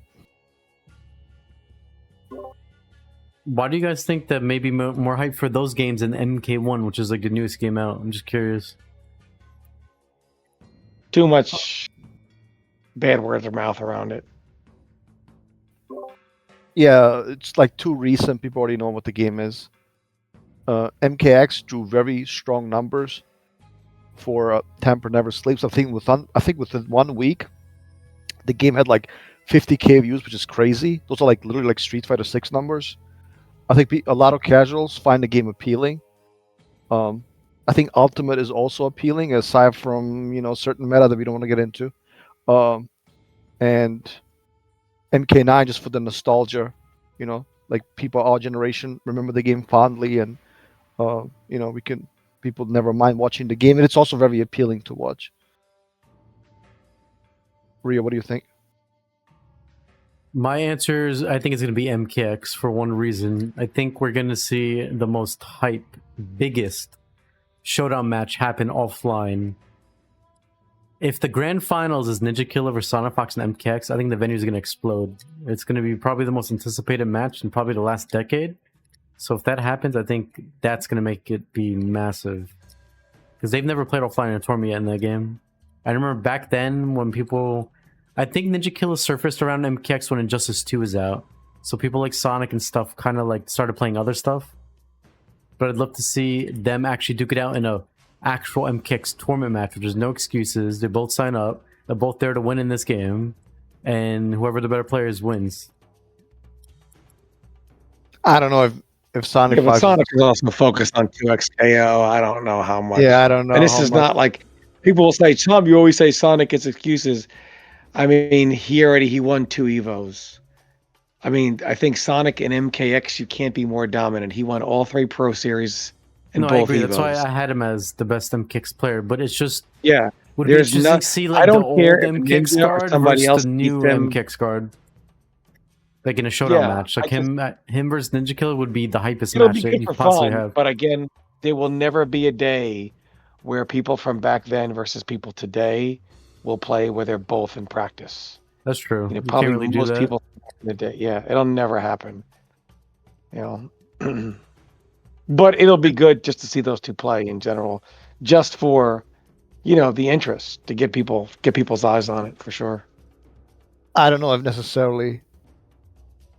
I don't even know if Ninja Killer is going to enter. Honestly, like There's no way Ninja Killer's gonna go there and not play. Isn't MKX his favorite MK game? That's like impossible. Why wouldn't he? He has a good chance of winning it too. Well, keep in mind he's been playing Tekken a lot. I think he's focusing on Tekken a lot. He won one. But I mean, it's possible to play more than one game at the same time. No, I know. I mean, if anybody could do it, it's him, right? I'm just kind of going by. I would be surprised if he goes to Combo Breaker and not enter MKX. I feel like he probably has one of the best chances of winning MKX. I'm not saying there's not other people that are killers that are going. There definitely are. But I think a lot of people want to see, like, for example, the match I just said, Sonic Fox vs. Ninja Killer, Grand Finals MKX. No, I mean, I would love to watch it too. I just don't think that Ninja Killer is going to enter some of these games because I think he's focused on Tekken. And he still plays, but I think those two also had a beef not too long ago. I don't know Who? exactly what was going on. Sonic Fox and Ninja Killer. Yeah, it was an MKX. No, it was an MK1. I think Ninja Killer MK. said some stuff. Yeah, Ninja Killer Yeah, said when some Ninja stuff. Killer said, if your name's not Sonic Fox, they don't care. Yeah, like they don't I care think about your feedback. Yeah, so I think that rubbed Sonic Fox the wrong way to the extent that there was a team tournament. This was last Is it year, because maybe like MK1 has a lot of like mix-ups and set play in it? no, dude, it's not Well, about gameplay necessarily. well, I mean, I'm trying to It understand. was Well, explain the drama. Like, what was the actual like well, complaint? the Like, exact quote was, "If your name's not Sonic Fox, they don't give a fuck what you have to say." yeah, but like some of the lore behind that. Like, what were they both trying to express before that? well, I guess the Well, it was with criticism. Lou Go ahead. Streets, an interview with Lou Streets. So Lou Streets did an interview with him, and in the interview, um, he goes, "If your name's not Sonic Fox, they don't give a fuck about what you have to say." And then he said, like, if Sonic is more so talking about a character's too strong, they're probably going to nerf it. And if he says the character's too weak, they're probably going to buff it just because, Sonic. They don't I really see. care what anybody else has to say about the game. Here's the thing. Like, I'm not saying Ninja Kill is wrong, but when you look at MKX, they butchered some characters that Sonic was playing when these characters weren't even that good. Like, I'm talking about Aaron Black got desecrated in MKX. That character was never even top 10, even at his best in the vanilla of the game. He got nerfed so bad that right now in current MKX, I think he's the worst character in the game with some of the 2 worst variations. He only has 1 decent variation. It's barely playable. So do they really not nerf the characters that Sonic plays? You got to think about it. Yeah, I don't. In my humble opinion, I don't think Because I Ninja feel like Killer. they only destroyed Aaron Black in MKX because Sonic was winning with him. Otherwise, that character did I not need to think get he nerfed was like that. speaking in the context of MK1. Okay, Yeah. yeah, see, I didn't Obviously, follow he wasn't MK1 even- first tier, so I don't know what characters have been getting nerfed and buffed because of it. I just know in I mean, MKX I they don't- were definitely nerfing Sonic's characters because they butchered some of them that didn't even need to be nerfed. I don't think that comment is proper. I think they nerf no matter who's winning. Obviously, Sonic Fox is winning the most, so his character get targeted, whether it's Mortal Kombat 1 or any other game or Injustice, right? Like, I mean, remember the stuff that Sonic Fox was doing with Captain Cold, and they nerfed Captain Cold. Like, and even though nobody has ever, aside from Sonic Fox, nobody ever plays with Captain Cold. Nobody even ever used them, right? Like, but they still nerfed them. Same thing with Red Hood. I felt that pain because I was using Red Hood at that time. So I don't think it's accurate to say that they only nerf Sonic Fox's characters. I think they nerfed characters no matter who's winning. Like they nerfed, for example, Predator, right? Because King was winning at that time. So Yeah, well, they also destroyed Hunter Predator because Sonic Fox, funny enough. That character didn't need to get nerfed that hard. no, I obviously I agree. But yeah, but anyway, those two like have had some beef. I don't know if they're like on speaking terms, and they may kind of affect. Hey, why should I enter? I don't want to kind of risk losing to this guy. I'm not saying that that's what they're thinking, but you never know, right? True. Well, do you guys want to wrap it up here? Yeah, we could wrap it up. Do you guys have any closing statements you want to make? Well, I just want to say, like, let us know what you guys want to talk about. I know Rio and I, we get into our passion and uplock and what's scrubby, what is not debates. Let us know what if you want to hear something different. Let us know which guests you may want to be interested in. We bring in. Yeah, we still I have the would love guest that was supposed to be on this episode coming on next. Yeah. We're just rescheduling with him. Yeah. So Dab is supposed to be on the next one. Let us know if Yeah, whoever well, I you didn't want to spoil it, but yeah, it's that. I'm sorry, like I mean, he didn't show up, so I guess we're allowed to spoil it. Yeah, let us know. What topics you want us to discuss, which games you want us to talk about. Do you want an episode like strictly on Injustice and the lore, behind Justice 1 and Justice 2? There's like, do you want us to talk about 3D games a lot? Just let us know. Rio? I agree. Well, thank you guys so much for listening to episode 60. Thank you to Tom and Dave for being on this. It was an enjoyable discussion. And let me know what you guys feel about the topics that we covered. What's your guys' opinion on them? And like Dave said, which topic would you guys like to us cover on next episode? Thank you guys again, and we'll see you in the next episode.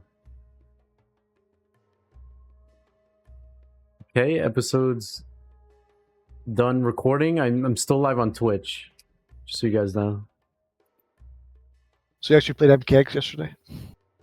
Yeah, dude, I got destroyed. Like I was saying, there were like some people playing. Dude, they're actually anti-airing in the game now. And literally while playing these people, I'm like, damn, nice anti-air. And I had to stop myself and be like, wait a minute. Did I just say nice anti-air in MKX? Or nice footsies? Dude, these people now are really good at the game. I know it's like, what, the 11th year the game's been out? The way that they're playing the game now, some of these matchups, they're really good, man. Like I said, if you try to re-download it and play, you'll see. Their footsies and anti-airs, it's kind of crazy. It's almost like the game is different from what we remember. I mean, obviously it is because the last patch was different. But the way people are playing is very interesting. Yeah, I'm sure people have gotten a lot better. I know some people like just grind the game non-stop. And honestly, also like, I think Tom kind of mentioned this earlier. Like, I had my fun with the game. I'm like, burnout on the game. I think the game is way too monotonous anyway. You know, speaking of like lack of variety of freestyle, like unless you play the game one way only, it kind of is what it is, right? You're essentially just running in and doing mix-ups. And there's still some obviously armor that's annoying. Zoning is pretty much non-existent.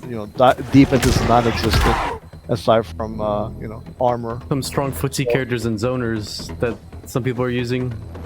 Like the meta's kind of. There's actually some strong defensive characters, strong footsie characters, strong zoners. Like they were playing. It's very interesting. We should get back into it. It'll probably surprise you. What do you think of the zoning? I mean, I guess I use that term lightly. What the zoning is in that game? You feel like Morphle Katana is actually annoying to get in on. Her zoning is ridiculous. Her glaive's like barely minus. She always has armor. Her air glaive's very good. You can actually chip people out with her. You should probably play that character. Aren't they using Royal Storm for the most part? I mean, for combos and stuff, but Mournful is like very good at zoning. I don't know, I'm thinking, but it's also kind of hard like to get like the most recent information. I don't know if there's a Discord. If you want to play against you now, if you want to warm up. No, I don't know anything. I would have to like go into the game. Bro, just play Kramer, do it on string you do, like, bro. No, dude, I'm good. I have to. Dude, I thought I had the fucking game. I guess I don't. I mean, I'm on my. You should have borrowed those $5. Did I delete it? Why did I delete the game on my PS5? I don't understand. It was for $5 on Steam. No, I know it was not too long ago. Like, I thought I had the game on my PS5. I was actually gonna look at it. I know I have it. I know it.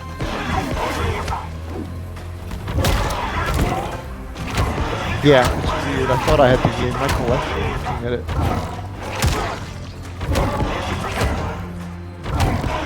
Yeah, maybe I'll re-download it. I'll check it out. I'll see. I know I was watching Dragon play. This was a while ago, and I was like, I will still do pressure, armor, the usual stuff. There wasn't anything too spectacular, to be honest with you. Yeah, it's kind of weird. I mean, I'm not really playing the character I use anymore. I'm playing different characters now.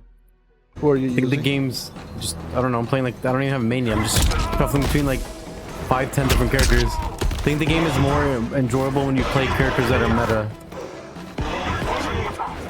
The game is more enjoyable when you play like the top tiers, is that what you're saying? Yeah, like when you start, like, if I were to just sit there and play Aaron Black all the time or Hunter Predator, I'd probably hate the game. But if you start playing other characters, you'd probably enjoy it more. I mean, Tom, is there any game you want to play or stream? Like, are you going to get back into MK before Combo Breaker? No, I don't have much time. Otherwise, maybe I would, but I just have so little time. But I mean, like, even once a week, there's not an MK game you want to play or stream? Or practice in? I mean, I wish 9's not really playable, so that's kind of a problem. What about DA? Because, what's this called? Kaneco sent me the DA stuff. I just need to, like, get a memory card or whatever, and then I can play it. Franco's been asking me about it. I just need to set it up. We could play that. Yeah, play it, like, once a week. Is, like, stuff to play people, because you gotta set it up and blah, blah, blah. Yeah, the whole Dr. Portman shit. Sadly, there's no rank system for DA. Exactly right. Like, even Franco set up, he's like, bro, I have no one to place it for you and Tom. I'm like, yeah, well, that's the annoying part of DA. You have to set up doctor appointments, get matches going. You guys talk about the Dolphin emulator? Yeah, there's no ranked in DA, so it's annoying to find people to play. Yeah, because there's no, like, It's got to be, it's all peer versus peer, so you got to have someone to connect to directly. Is the online at least good, or is it like a disaster? Yeah, the online's good. Pretty good, yeah. No one's playing it. And it's because it's the accessibility, right? No one wants to download an emulator and fold it. Yeah. So, Absolutely. and then the memory card goes here. It's just Mortal Kombat's not accessible. Like most games aren't for MK aren't accessible, unfortunately. So you're not going to be training for anything for Combat Breaker? No, I don't have any time, man. Damn. And I guess you're just going to be playing MK1 Dave? Yeah, I may give MKX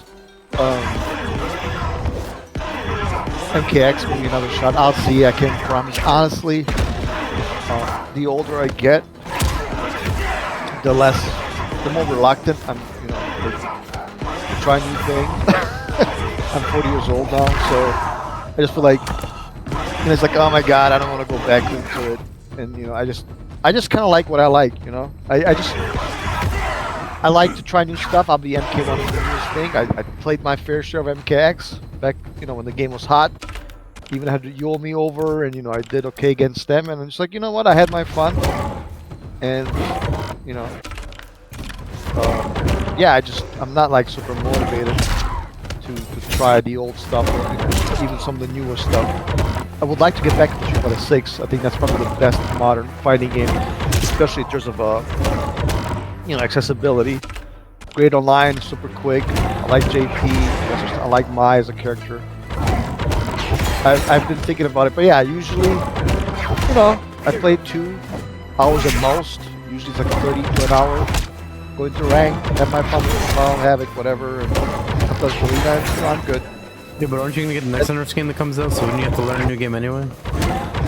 Yeah, I mean, I'll try the next NRS game, but like, I think Tom's kind of like, his behavior's kind of like, he's like, dude, our time is over. Like, I'm not gonna. I went to CEO. What was it?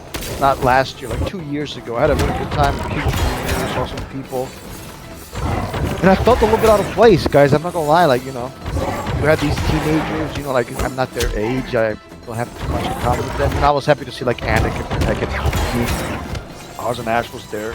Obviously, would have loved to see Tom. Maybe grab some drink.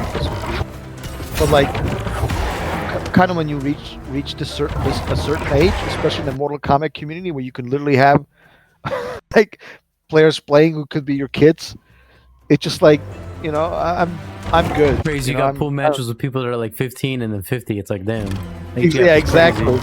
Yeah, you have like Zako, who's like Tom's age, and then you have, I don't know, Blas, I believe, one of the common stars, and he's like, I don't know, 20 or something. I don't know. Like, it's just crazy, like the age difference. It doesn't really exist like in other aspects of life if you think about it, right? Or in much less sports. So I felt a little bit out of place, and I'm like, damn, like it's not the same like it used to be, right? You show up, you're in your mid-20s, you're motivated, you want to place high, you're practicing, and you're complaining about these games, because you're a competitor. I don't feel that desire anymore. And time, please, please comment. You've been there. You've been here for as long as anybody else. Do you feel the same way, or my the fire to be top is gone. Like, it's not as like, for me, it's so my focus, and like, so the way I look at it is, I'm 48, and there's 2 things I can do. One, I can say, man, I really want to be top at Mortal Kombat again. Or I can say, in the next 10 years, the boomer generation is going to die off and 81% of the country's wealth comes to us. And if I don't capitalize on this time period where 21 to 31 million pieces of property are going to go up for sale, etc., that's going to be locked away until I'm dead, and I miss the boat, and I can't do that. I also don't want to pay taxes ever again. So what I really want to do is, I want to buy property, I want to buy land in my business name. That'll be my tax write-off, and then for a that will be my payment for instead of getting physical money, I will be paid in land. And that's not a, but of course I still need liquid money. I can't be taxed on that because I don't have the physical liquid money. And then what I can do is I can go to a bank and say, hey, listen, I've got this property and I want to take a loan out of $300,000 with 3% interest against this piece of land that I own. And then, of course, all the while in the next 20 years, I'm just sitting on that land for one day someone's going to build on it and it's going to be worth quite a lot of money. In the meantime, what I do is I use that land one as a tax deduction for my business. And then when it's paid to me instead of salary, and I take out that low interest loan, the value that the land appreciates is worth more than the 3% interest I'm paying back on the loans. So I'm still making money even though I'm paying back a loan. And then when that loan's almost paid off, I'll just do the same thing to another piece of land, finish paying off the remainder of that loan, and have the rest of that money. And I can't be taxed on it because debt is not taxable, and they can't tax me on the actual land is outside of the normal property taxes because it's not physical money for me to be taxed on. This way, my business has its normal tax deductions. I can't be taxed personally. I don't have to do pretend like, oh, I only paid myself $30,000 this year for my business. I don't, and still be taxed on that $30,000. Like last year, I made a little over $270, and I still had to get it down to $30,000 taxable. So I paid $14,000 or $17,000 in tax between state and federal. So I'm looking at these things, and then my children can do that. They don't have to deal with the job market. They can do same thing I do. And then one day, when I'm an old man and going to pass on, and somebody's finally building on these areas that I'm going to buy, my children can sell it. They'll have to pay a capital gains tax, obviously, of 20%, which is still a lot less than being taxed as if they were making liquid money and income, because people that get paid, the income tax is made from those that have income. Capital gains tax is not anywhere near as high. And they'll be set with God knows how many millions of dollars from that. I'll have moved on. My children don't have to deal with this harsh job market. And so how do I do that and want to be top in Mortal Kombat? That's kind of, Yeah, that's actually smart you're doing that. Yeah, more absolutely. rewarding, to be honest. Yeah, it's just different, right? I mean, we just move, and I've always said this for the idiots in the FGC that say, it's so hard to win fighting games, you just can't do it anymore. I've always said, you know what? I'll put it out there right now. Let's see what's harder to do. Now, I've won fighting game tournaments, and last year I made a little over almost 470. I don't know if you want to play So my I've done Ermac both. car feed. I'm literally just going to So let's see which is really harder. This is about to be some ugly now, gameplay. someone who's winning tournaments today, I will come back out of retirement to prove I can still win tournaments. The minute somebody who's winning today retires and makes 470 next year. You guys Show have to me close which your is eyes, harder actually. to do. Sub-Zero. So obviously which takes more effort. Hourglass. And I What just powers know will you to use be against top me? at a fighting game is a full-time job. To be competitive. At the highest possible level. That's true. You have to play more When than you're once a week, 40. obviously. Yeah, when you're 40 and 50, you just can't do that, man. Just can't do that. Well, Tom, that's my point about, you said it best, and I think we could have had this conversation on the podcast. Like, this idea, fighting games are scrubby, they're so easy. Like, dude, you try. This is the reason why it's difficult to get back, right? Like, I think you guys kind of learned the hard way. Like, yeah, I know MK1 is by nobody's definition, a high execution game or anything like that, but like, man, I feel bad for people like who took a break and kind of like, it's brutal. Like, the amount of knowledge checks and the amount of, labbing that you have to do only to get your ass over and over and over and over again. It's rough. And for what? For what?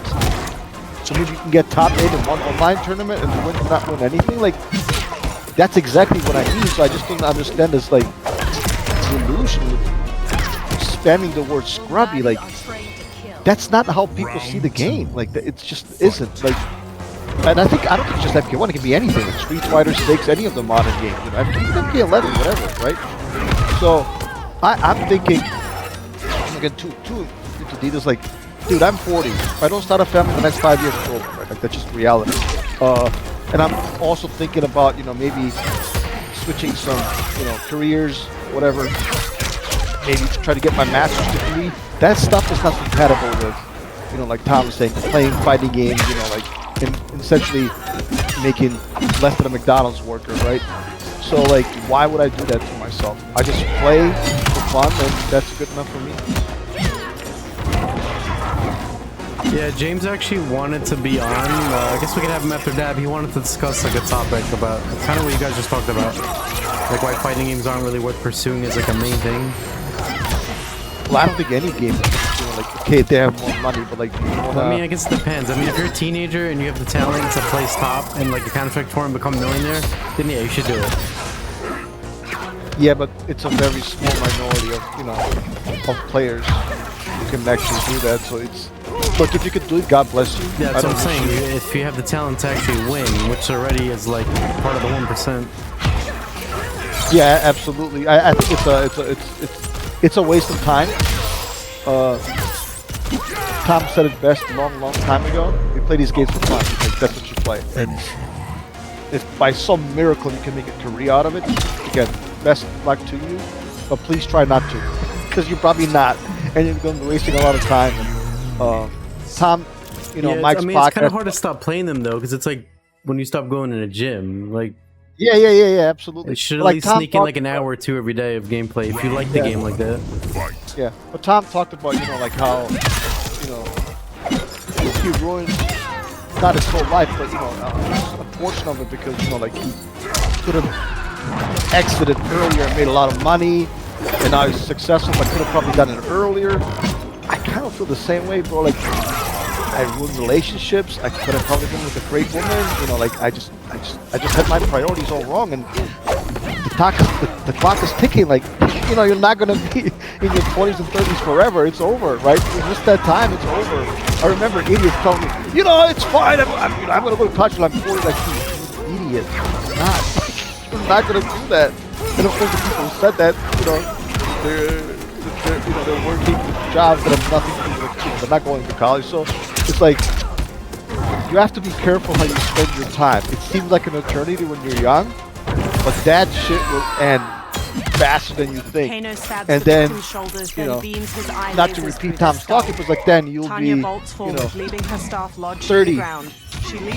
no skill, no college degree, no job. You're gonna walk in an interview and they're gonna ask they you. They can mix you like crazy in a game. They can mix you with that high-level punch and MKX, but like, and then what do you have to show for? And if you say, well, I've been playing fighting games for the past 10 years. Put him your rank in MKX and be like, but look, can you guys I'm joking, obviously. Oh, I know. And then like, you're gonna get laughed at out of the interview. And like, I don't know if you want to be with a woman. They're like, hey, what's going on? Well, so let me just say this really quick. Laughable. Go ahead.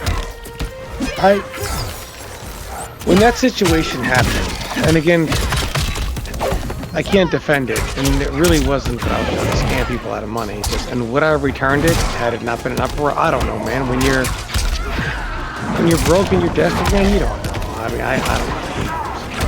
But what I know is that there was that situation, and then, well, that was like, what am I doing? And then following that, I'm making these YouTube videos. Let me be honest, very honest on all these positive MK11 videos that I say, look at how positive I was. I was shilling because I needed the money. And people just responded to, hey, this is the best thing ever, and you should buy the game, neato! And I was like, what am I doing? Look what I did. Made a fool of myself. Was very dishonest. And now look what I'm doing. I was like, what has happened to me? And I was like, something has to change. And honestly, had it not been for that, maybe I would still be like, hey, I'm still trying to win. It was, well, obviously I was wrong and embarrassing. It's the best thing that happened to me. I wish that happened in the center. And not everyone's as fortunate to kind of rebound the way I did. But I just remember, like, there's a situation right now in the MK community, I'm not going to say their name, where they were dating someone in the MK scene. And she texted me while she was on the airplane coming back to the States. And it was... She went over there to live with her boyfriend. He knew she was broke and didn't have a job, didn't have any money saved. Still like, hey, move in. And his financial advice to her to, hey, here's how you're gonna make enough money to get your work visa, was you should stream and do YouTube. Fools. And this guy is older. They have like a huge audience. That's the problem. This guy was an older MK player. Very popular. One of the most popular MK players ever. And they didn't make the money. And obviously, so couldn't work. So he's like, hey, unfortunately you're not working and things are the way they are, you're going to have to leave. Work needs to get to the country. And he's like, hey, GG's. So she's like, hey, I don't want to get a home, go to the shelter, which unfortunately that's what happened. But it was like, hey, do you have any money to help with this, that, or whatever? And I'm like, listen, I'm not going to help this time. I helped this person in the past with thousands of dollars. Wasn't going to do it again. Hey, you made this choice, and it is what it is. And I said, well, how come, your boyfriend or ex-boyfriend, how come $2,000 is not that much? How come you couldn't help? He's always bragging, like, blah, blah, blah. She's like, man, he's broke. He has no career, no job, no future, lives at home, no retirement, nothing. And he's kind of up there in age. He's fucked. And he's looked at like a beacon up. Or late 20s? It'll give it away if I give his age away. But I mean, okay, don't say it's like 20s or 30s. Without being specific. He's older. So like I said, he's older. Older than 20s and 30s? He's older. No, he's like in his either early or mid 30s. I'm pretty sure it's like probably mid 30s. And yeah, it's like, wow. I think the lesson here is, and Tom used the wrestling example earlier. Here's another one. Like you have like Hulk Hogan, rest in peace. The Rock, these people who are legends. But you also have people who died at the age of 50 or even younger, right? True. Getting a high result in a tournament in a fighting game is like doing drugs. Like things. Oh my God! Like I can do this. I can do this. I don't know. You may win like $500 or $600 as I did when I went to Evo that year, and like, oh my God! Like maybe I can get something started here, but it's all fake. Like it's all for nothing. Like it just isn't worth it. It's a complete waste of time. You are essentially better doing anything else. It doesn't mean you should be playing for fun. I think that's different. I think I do want to encourage that. But like again, if you are foolish enough to pursue some kind of career out of this, you're gonna be very, very disappointed, and you're gonna reach a certain age. It's gonna be very, very difficult to restart your life in the sense that you're successful, you have a family, you have a wife, you have kids, you have a job, you have a pension, you have healthcare, especially United States. Like you're going to be very, very disappointed, and you don't want to fall for that trap. I think that's what Tom is essentially saying. Like that's why I think the comparison to wrestling is real. Like at one point you're in the ring and millions of people are watching you, and then God forbid I don't you're know about sick. millions. No, well, yeah, it is millions. Like on In the MK community? No, I'm talking about wrestling, right? Like I'm making Oh, like okay. what for the FGC can be thousands, right? You win Evo, but it's just like I'm not gonna mention a name. There was an individual, I don't know him personally, but playing to win did, and I overheard the conversation. This guy was winning everything in Marvel's Capcom 3. He was broke. he was sleeping in other people's hotel rooms. Like, what's his tournaments back then? He would win them. He would win like $100. I'm not even joking. That's how it was in MK9. I know. Even still, Mena RD. I did the math on my Carlos channel. Mena RD. You mind if I fight just one soul Evo at a time? Japan and Evo US in the same year, and he made less than somebody who made $15 an hour at Volvo. Wait, and then Mena RD game had Street to, Fighter 6? yeah, and Mena RD had to be the undisputed Wow, I thought king of the new Street Fighter games had money in it. Well, I guess So the cap. the problem with money in fighting games is there's only money if you're the best 1 out of 365 days a year, which is in the finale. I guess it's better than it was back in the day, but it's still horrendous. So basically, if you are the best player in the world for 364 days a year, you make some money. But you don't do well at the Pro Series, it happens. Oh well. You didn't have a great year. You made your paycheck. If you are the worst player in the world, or just average enough to eke into the Pro Series, and then you are the top player on that one day, you made $600,000 taxes, $1 million $600,000. And the payouts, the very next tournament you go through, you go from a 1 million pot to a couple of hundred grassroots, a couple of $1,000. Or if it's a major, maybe like 3,000 to 5,000 from $1 million. What a drop off. One, you can pay your rent for 2 months. And that's only you have to win for that. And the other one is hundreds of thousands of dollars if you win. The payouts are not consistent, and it doesn't reward consistent play. It rewards being the best on that one day. Exactly. It is but I'm still for play, but just don't make it your career. I think if you have fun with them, I hope our scene obviously grows and develops, but. There's nothing wrong with having fun with a hobby. No different than random people taking pictures of birds or whatever. Like whatever, right? Like, have fun. Just don't make it your career, because you're almost certainly going to run into major problems. And again, if you reach a certain age, it's going to be very difficult to get your life back until advance in your mid-30s. And you're trying to start a career, but you're not. Also, the formula is presented kind of weirdly. Like, it's presented as like, hey, if you go to a tournament, use it for some exposure, but the best thing to do after that is to kind of play at home, stream, do videos. That's where the money is. There's no money in that either, man. When you're streaming, being a top player does not mean anyone will watch you. See, YouTube, Twitch is not the fighting game winning business anymore. You're in the entertainment business. And if everybody was entertaining, well, it wouldn't be so rare to have a good entertainer, like a comedian or a great actor or whatever. Everybody would be entertaining. It's rare to have someone entertaining that kind of captures you. So you could be the best player in the world and nobody gives a fuck about watching you.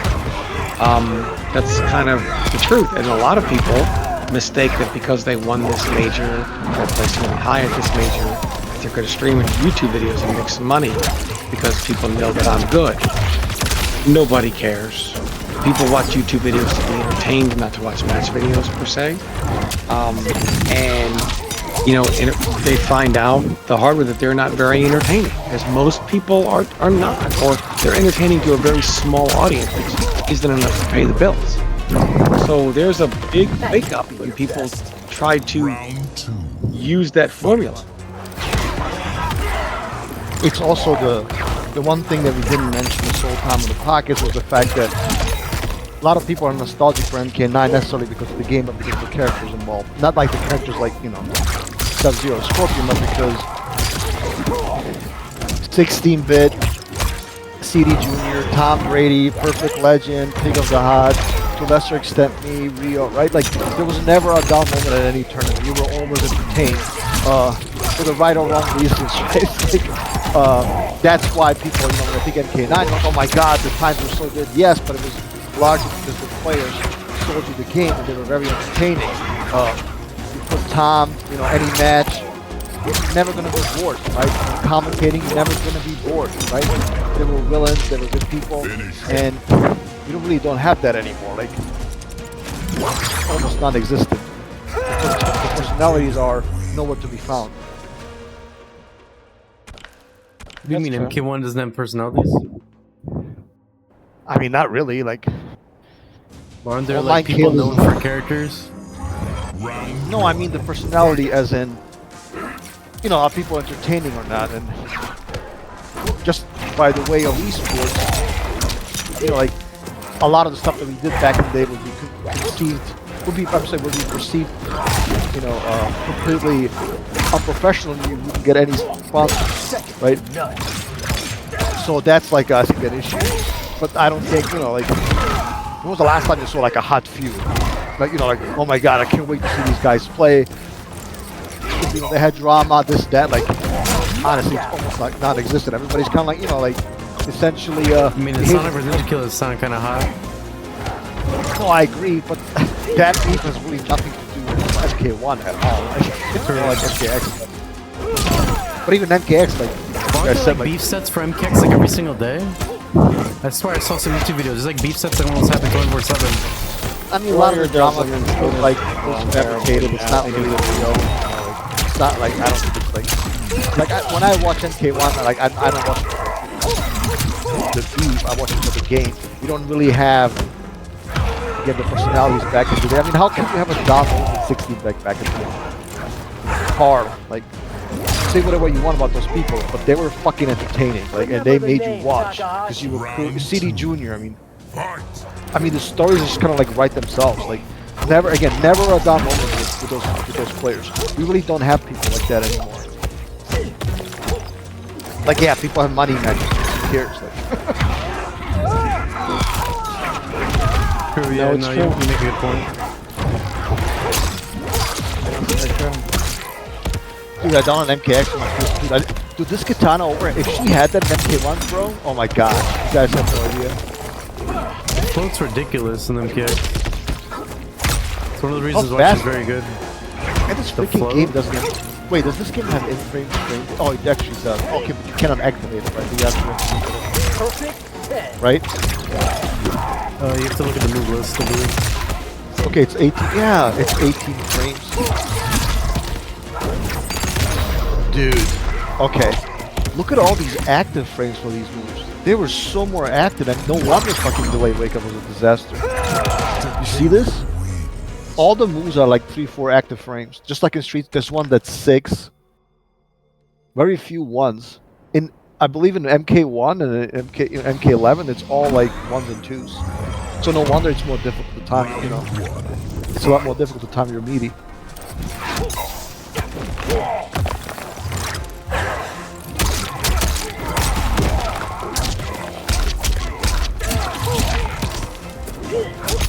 Well, I'm gonna head off, guys. Gotta run start tomorrow. Yeah, guys. Alright, later. Easy as. Shame you don't have MKX for PC, dude. Dude, I'm digging this 50-50. Apparently all the good players are on PC, that's what I heard somebody say. Well, the competition's on PC for MKX. But it's an older game, so that makes sense. Yeah. Usually all older games are played on PC. Remember the name, Takahashi. Round 2. Yeah, I just wish she had this fucking overhead. Even the sweep is... Well, the sweep is also good. Okay. This overhead. This is the difference maker, man. When you play MK1 and you have to like throw non-stop, you're gonna lose. Take Melina, for example. She has her overhead. And if you remove that, she would be mid-tier. That's really the difference. Like, that's what I feel like when I'm playing like Peacemaker and some of these other characters. It's really, really rough. I mean, Melina's not a 50-50 character in MKX, and she's like top 10. Well, no, but she does like Kansas and shit, doesn't she? No, she doesn't. What does she do? Isn't that F real?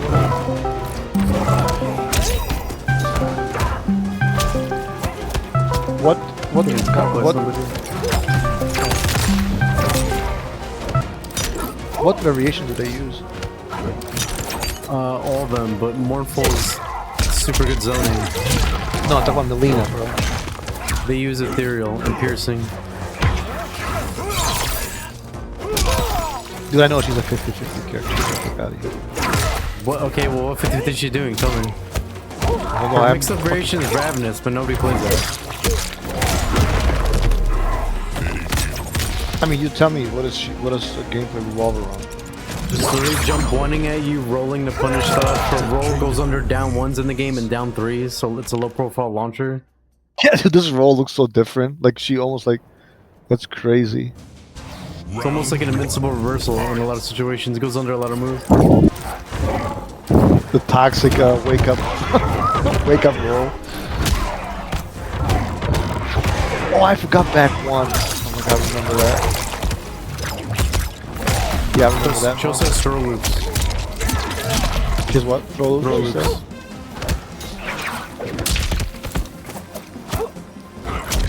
Wait, back throw loops? Yeah.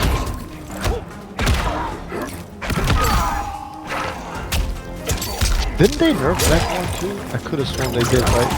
They did, yeah. It used to be plus on block. That's like -1, I think. Those 0. Yeah. Like, I'm not sure it's 1, you're right? Like, damn. With pushback. It used to be plus on block, like +2.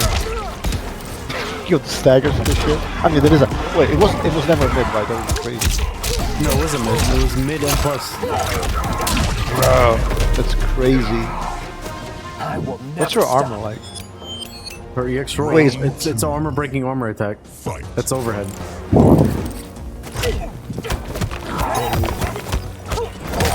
Well, at least it's not safe, so...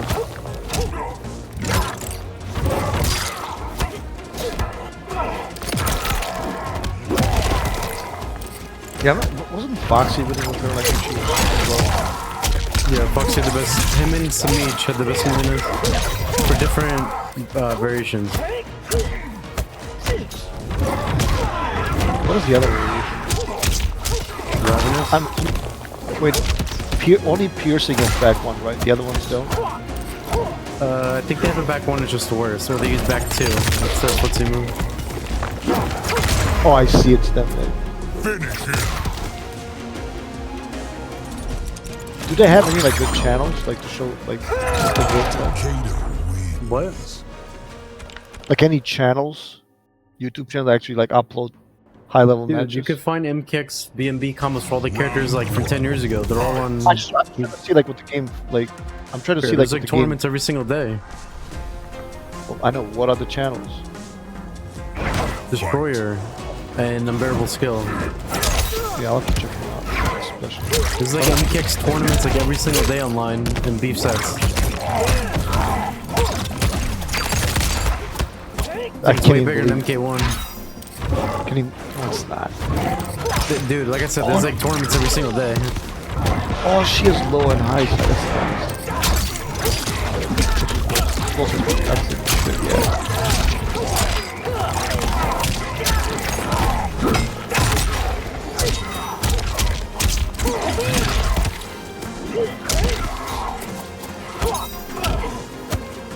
I can't even believe you're playing this fucking game. Yeah, that's what people are playing. Wouldn't want to be you. No, I'm right saying I now. cannot believe you're playing it. Fight. Well, yeah, MK1 made me so mad and annoyed. I was like, let me play MKX. That game you also fucking hated. What's crazy, I had more fun on MKX than MK1 because I didn't have to deal with cameo bush every 2 seconds. Yeah.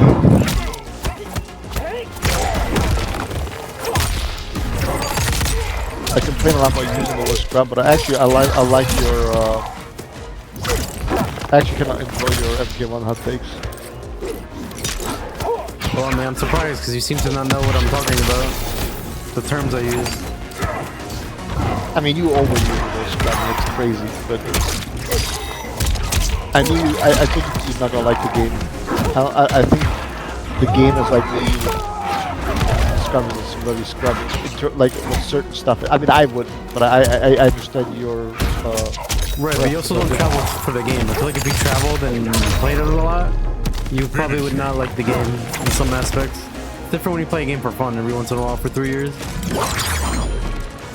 Fair enough, I don't travel, but like, well, actually, I mean, if I traveled, I would join it. Like, I mean, I'm not a competitive player. I'm but just saying, if you're spending like $500 to get on a plane, go somewhere, play, and then lose to some bullshit, then you probably may feel a little different about it. Maybe. But I mean, it's fighting games. Everything. Shit. Right, but not all fighting games are created equal. They're all different. Well, I asked you guys about the game. Just never asked. I don't like Lutara. I don't like Cyrax. I don't like Ghostface, stuff like that. But I think that's pretty common.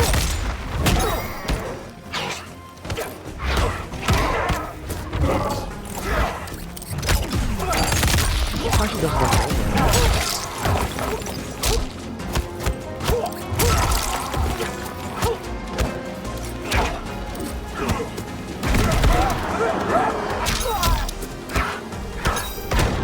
Dude, the throw recoveries in this game?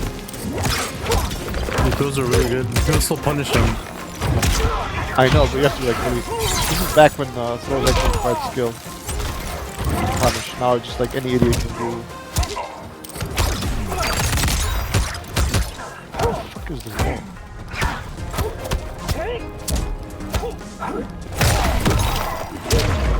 That was cheap. I wouldn't test me. Are you playing MKX or MK1? MK1. Bruh. What, it's not bipolar? I know, right? Weren't you just complaining? Like, what are I... I mean, bro, you complain about games all the time too. Weren't you just complaining about set play in MK1 for the longest? Yeah, of course. So you hate the game now, according to your logic? If you complain about a game, it means you hate it. I mean, I mostly like it. I don't complain about it. You have to admit that the game is fun. You know, like Well, I mean, every fighting game made is fun, of course. Even the ones I hate. I mean, not necessarily. Which fighting game isn't fun? First Strike, I don't like. It's bad. Well, I mean, if you can't have fun with that game, then I don't understand. Let me try it. What is this? F-Reel? Inferno? Dude, I've been lapping my Melina more than KF1. I'm having a lot of fun.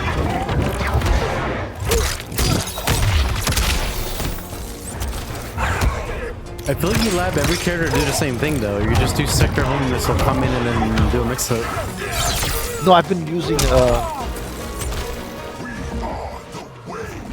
Final round. Fight. I've been using what is it Y'all have to check that out, so those... Kung Lao. An MK1? Yeah. You're probably like an MKX. It's very, like, strike go ahead with very good mids that go into like 40, into loops. Dude, I need a good projectile. This game is shit projectile.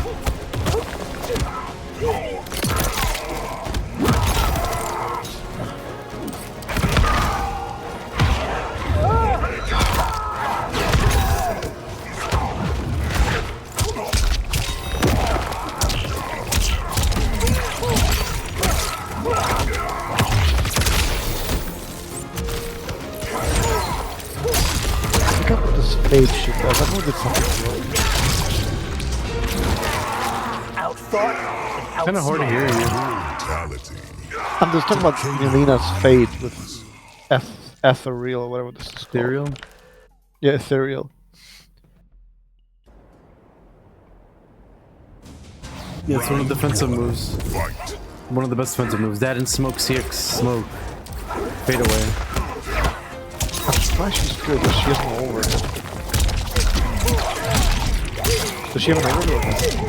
A 4-3, but nobody gets hit for that. Yeah, it's... Mikatana's not a 50-50 character either. Dude, she has an overhead. Her overhead, like, it sucks though. It doesn't even lead to a combo. I know, but it's still good. It's better than fucking everything else in that It's a 20 frame overhead just as a knockdown. No, it's not. It's slower 18 than frame. Her back two? Yeah, it's 18 frames. slower She's than not reacting. No, no. The overhead is legit.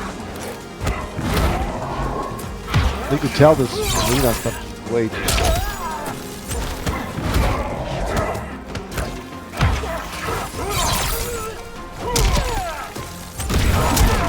I was playing MK1 earlier in Comment League. 3 rage quits in a row. So pathetic, come on, dude. fight. 3 what? Round 3 rage quitters in a row. Yeah, welcome to Kombat League. The rank system sucks in Kombat League, by the way. What would you improve? Hold on, it's hard to hear you. I don't know why. It's like your mic's so low. Hold on. What would you improve about the system? They need to redo it from scratch. Okay, it doesn't mean anything. Make it so not everybody can be Elder God overplaying a lot of times. That's not how it should work. Oh, there should only be 100 people who can be Elder God in the world at the same time. You have to earn your spot to be up there by knocking other people out of the spot. Not everybody can be whatever by reaching points. That's not how you do a rank system. Dude, most people in this game. But if everybody can do it after a amount of point games, then it defeats the purpose of the rank system. Dude, you're not getting the Elder God right now. Like the only people who play this game are people who fucking like it and are killers. Like. Also, no rank decay is crazy. It means you don't have to play every week to get a ranking. It's kind of stupid. Get rid of the rank resets too. Well, do you want to play a short set? I'll play with my Melina. I'm good with it. Thought and outsmart. You want to play a set against me? Yeah, I'm gonna play a set with I my don't think you want Melina. to play against me or next. I'm using a new character. I don't even know any combos or game plan. I'm just like mashing strings. We'll use Omni-Man and Mavado. Round 1. But I'm kind of learning a character now. If you want, I can make it King of the Hill, me, because I'm playing with person. It's me, you, and him. Wait, who is it? Oh, you actually in a game right now? Yeah, do you want to play? Just me, you, and him. No, I'm good. Alright. Who are you playing with? What? Who are you fighting? What's his name in the chat? Horror Fiend? Takeda player? Which new character are you learning? He's playing Takeda. No, which one are you learning? I'm playing Ermac. Oh, nice. But I literally don't even know any combos. I'm literally just smashing strings and cancels and that's it. It's ugly gameplay.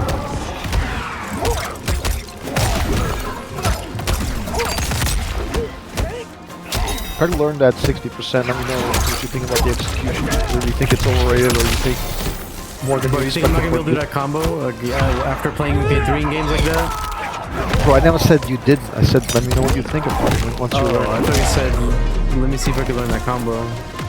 No, I know you'll be able to do it. I'm just curious, like, you know. Round 2. I don't even know what the combo is. Nobody told me Ermac's combos. I don't even know what his combos are. No, you have to meet Janet for it. Using Sub-Zero Cameo. Crap.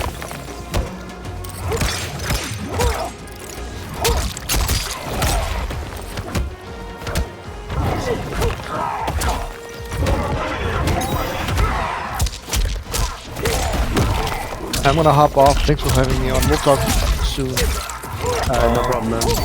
Yeah, text me. Let me know what happens with Dad about the next podcast. Yeah, I'll let you know.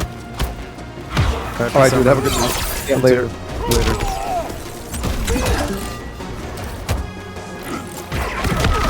So I was looking at the chat, guys, because I was in a call with Tom and Dave. I'm bad at multitasking. Let me leave this call 1 second. Finish him. What's up, Lord of Earth? I mean, I honestly don't even know if I want to play Ermac. I feel like I'm not really learning much. I should probably just go back to Omni-Man tomorrow.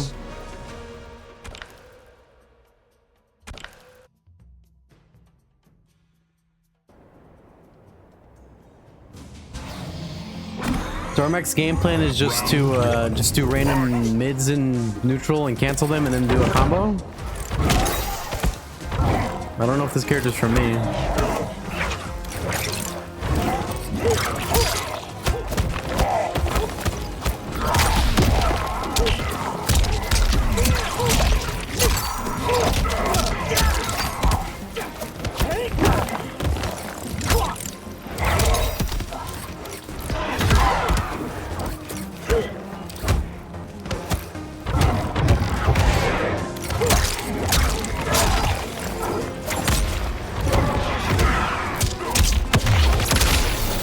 This cancel has more recovery like I hit and block. It's kind of awkward.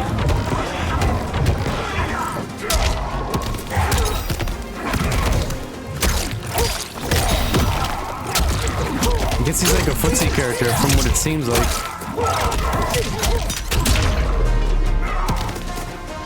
I will never stop.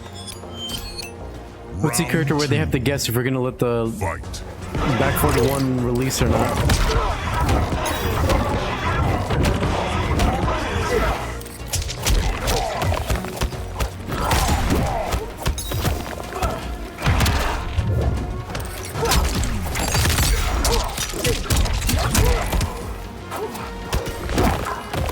Damn, Tardamak? That's what you guys are calling him? It reminds me of the days of MK9. They used to call Ermac Easy Mac. What's with the hate on the character? Isn't he hard to play?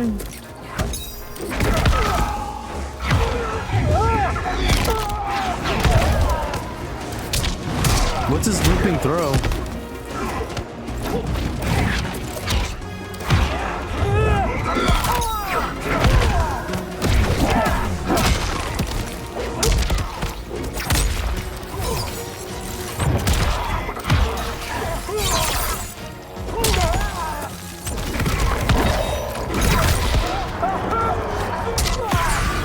First Ermac combo?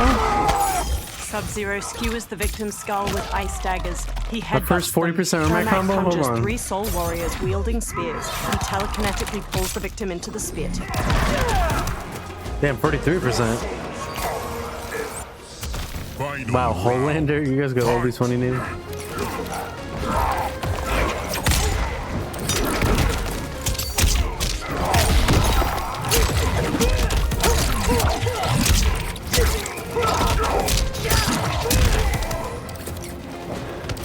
Ermac Sonya sounds interesting.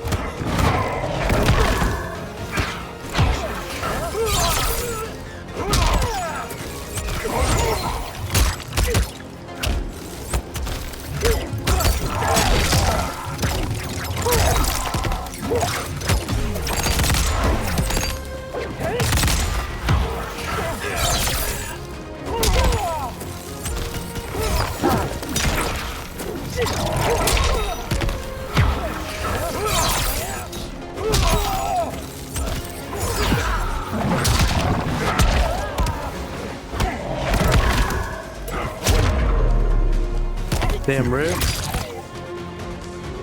Almost finally won one game. I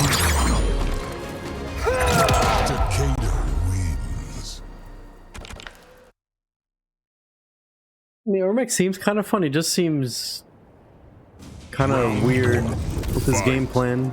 I feel like he's a strike throw character, but you want to do more cancels instead of throwing people.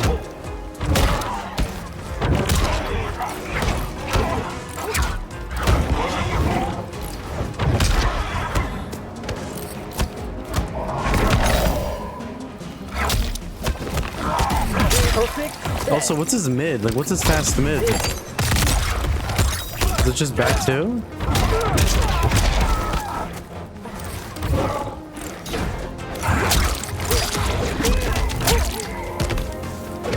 Kind of slow compared to Omni-Man's mid.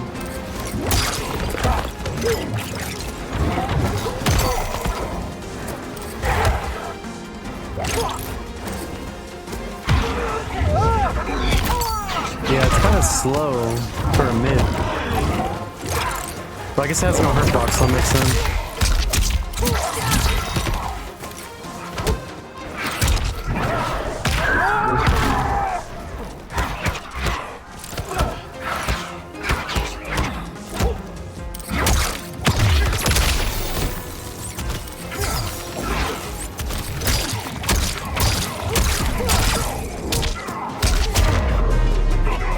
Hidden got some long strings. Give me a challenge.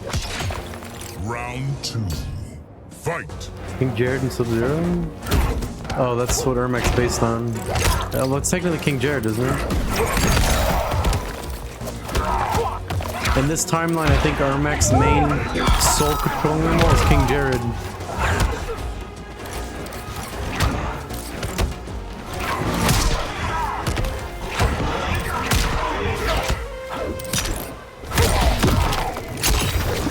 Oh shoot.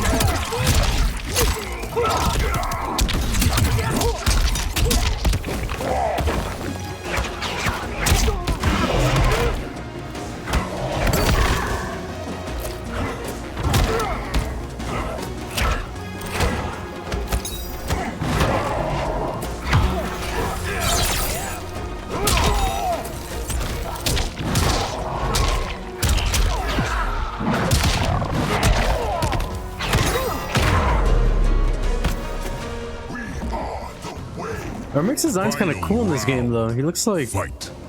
I mean, like they did the whole mummy thing again from MKX, but in MKX the mummy looked trash. In this game, it kind of looks better, like more decrepit, zombie style.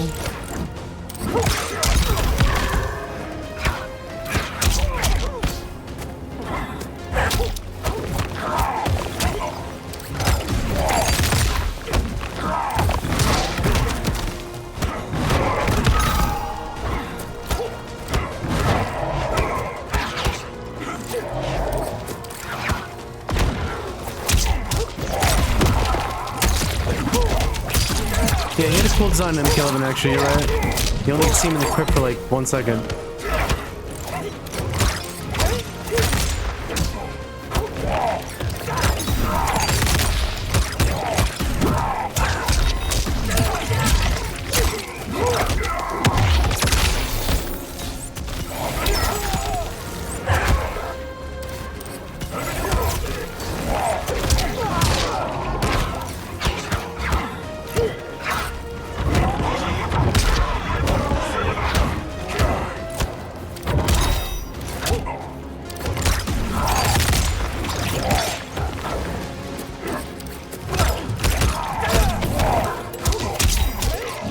That's cheap right there. Finish him.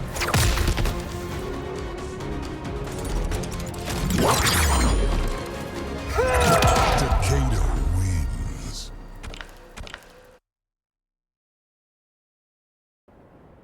I haven't even played Invasions yet to even know how that works. Round 1. Fight. But I heard people hate it.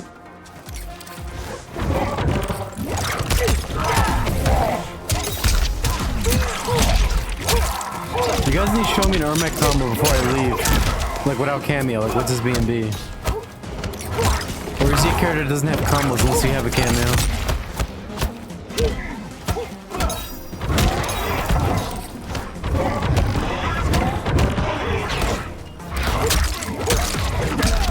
Back 2-4, back 4-3? Oh, so you can confirm it to back 4-3.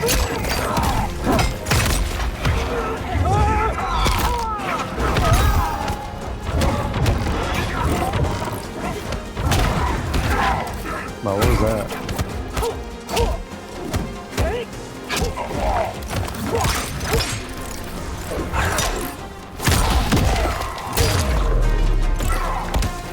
Give me a challenge. Round 2. Fight.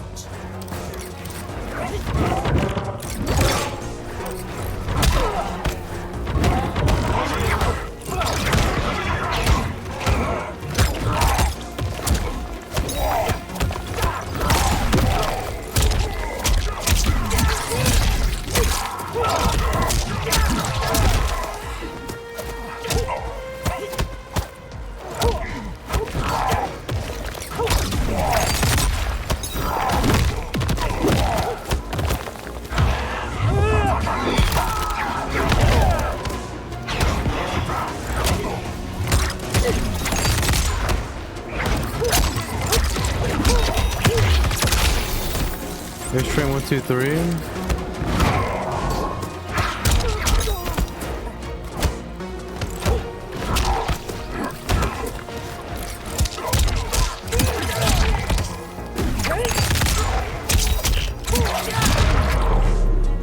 Finish him.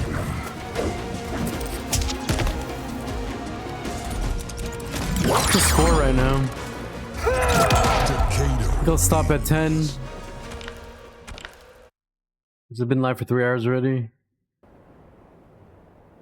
How do I even look at the score? Round 1. Fight.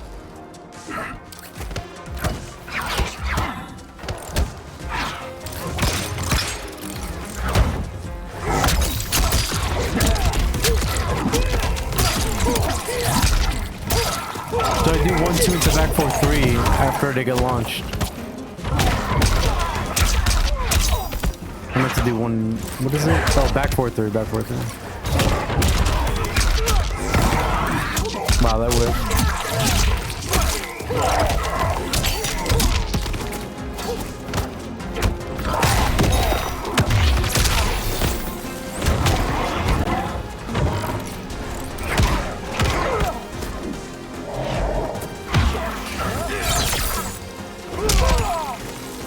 Use off back to him?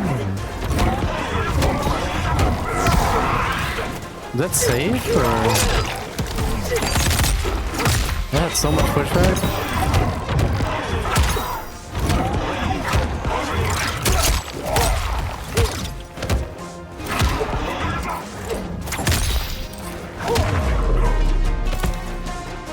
This doesn't have to The go move actually has a lot of range. Round 2. Fight. Wow, I hate when he whipped it though. One comes out.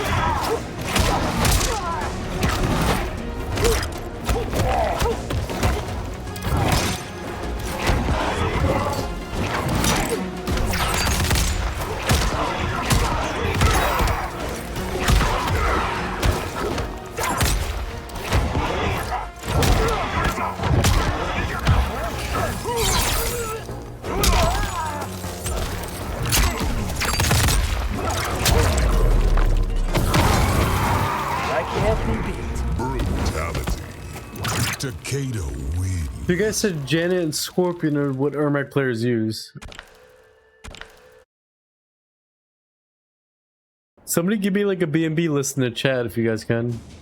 Like what the B&B is. I guess what Janet, like the optimal.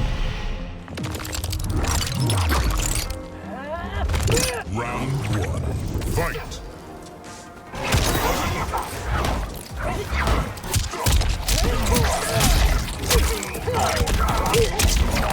But is Janet really good for him, or is it literally only for combos and that's it?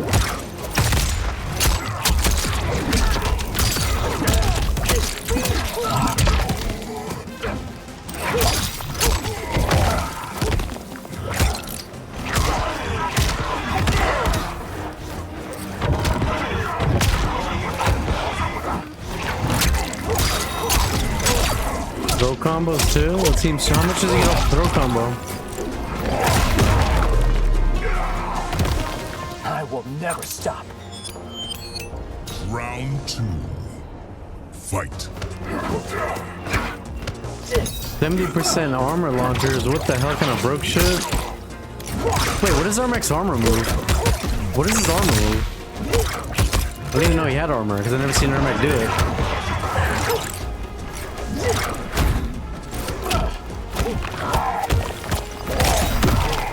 Oh, okay. I see. 70% combo. Okay, I read that wrong.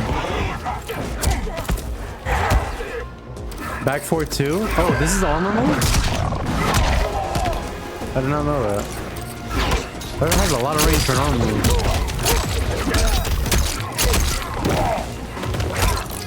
It's a high though, right? So I guess it's not too stupid. Can you combo off that armor move? You can, right? Only with Janet? What about Movado?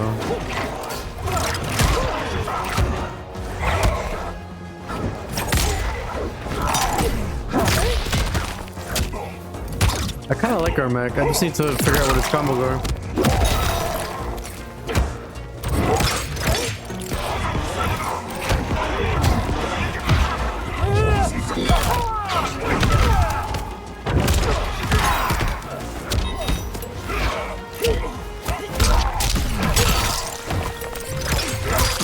Oh my god, I meant to armor that. I'm stupid. There we go. Left. Damn, real. Finish him.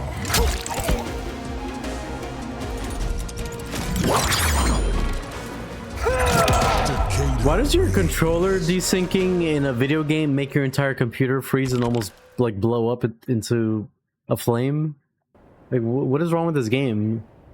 If your controller desyncs, like your entire computer almost crashes? Who programmed this?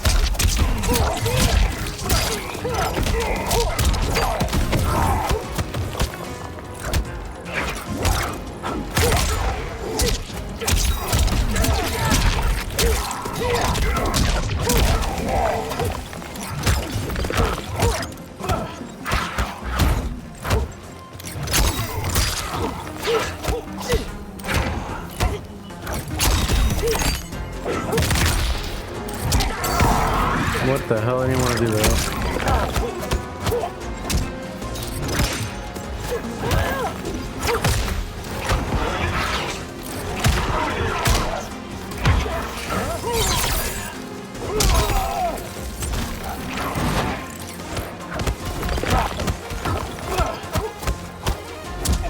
I mean, the rare chances I don't play against, I don't play Combat League, I usually do play against viewers. But the thing is, I don't want to take my Ermac to Combat League because you guys already know how pissed I would be Fight. losing against people in Combat League with this character. And then getting D-ranked all the way to Combatant again. I have no idea what the hell I'm doing.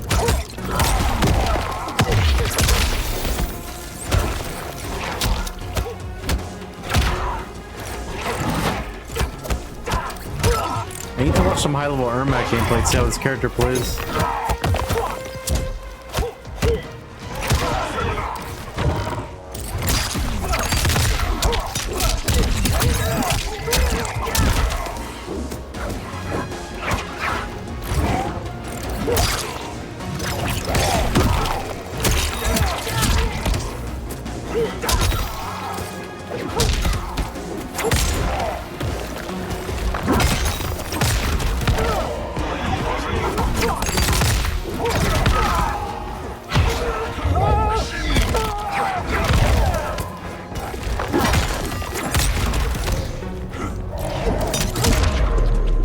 Damn, the Spider-Man?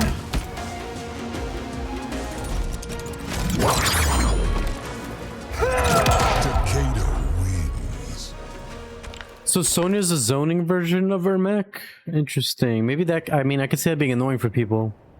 The problem is if they choose Sub-Zero, that becomes irrelevant. I don't like gimmick variations like that.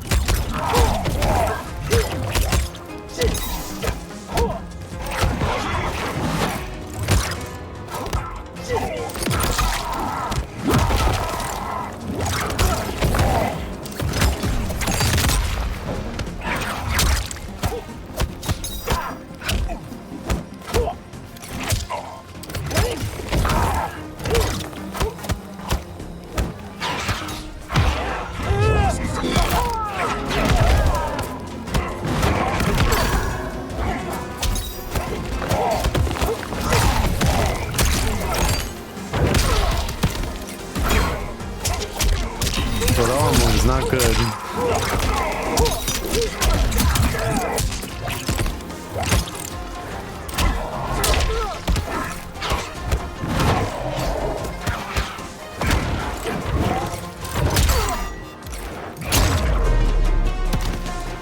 Give me a challenge. Round 2. Fight.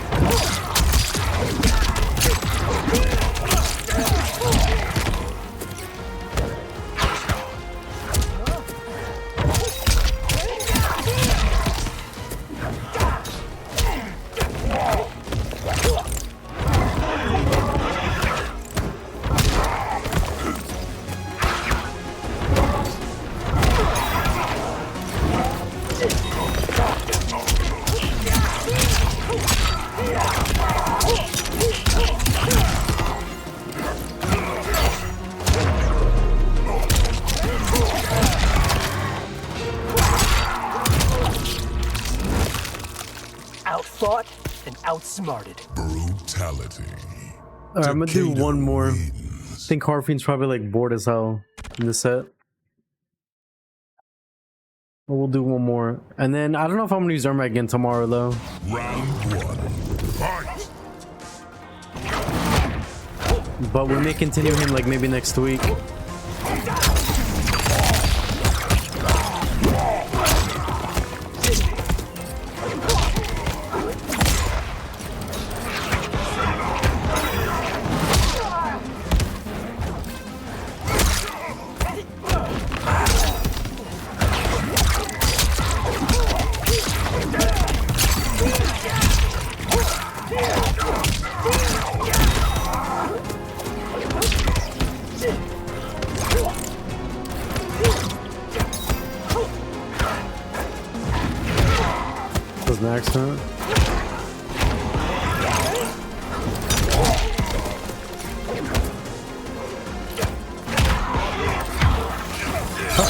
's down 4. It's got decent range.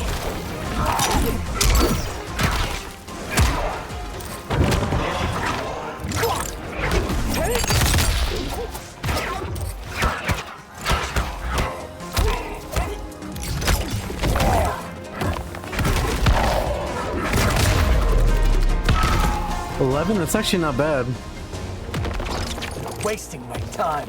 Round 2. Fight.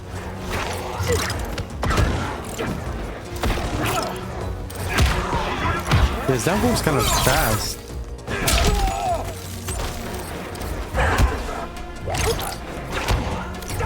Good range too.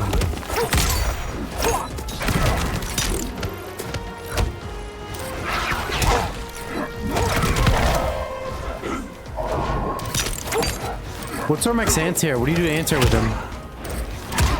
What's his button?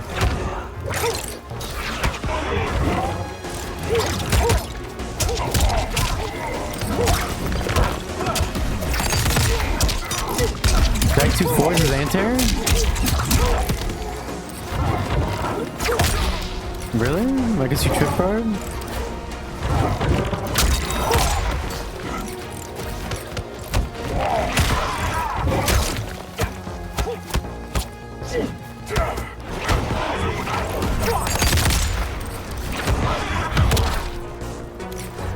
Let's see.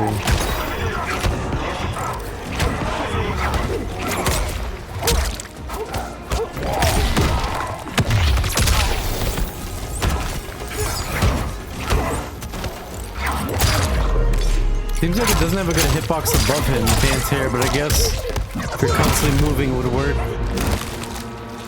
I can't be beat. Brutality. That brutality was kind of sick. Takeda wins. Alright, GG's Harpoon. I think that was 10. Probably a lot more than 10. Alright, let's see.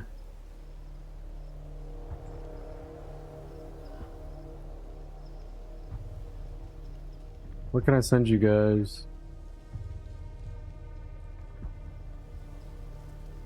So I can send you guys to... Is this Mortal Kombat? No, where this is on that. Oh my god, that was loud. Guess I can send you guys to GG's Harpoon. Guess I can send you guys to watch some what's it called? Unbearable Skill. Because he's hosting a beef set, I believe. With MKX. Please spell his channel. Yeah, so we'll do that. Let me start the raid. But I appreciate you guys tuning in tonight. I know there wasn't too much gameplay because we did like a 2-hour podcast, but I'll be again playing tomorrow night. I don't know if I'm gonna play Ermac again though. My Ermac is really terrible. Yeah, the tremor stuff is actually crazy. The fact that you're like always plus when you call into him, that is actually very cheap. And then the Heart of Block Balls, he actually does seem very good. I don't know why I don't see him much in Combat League.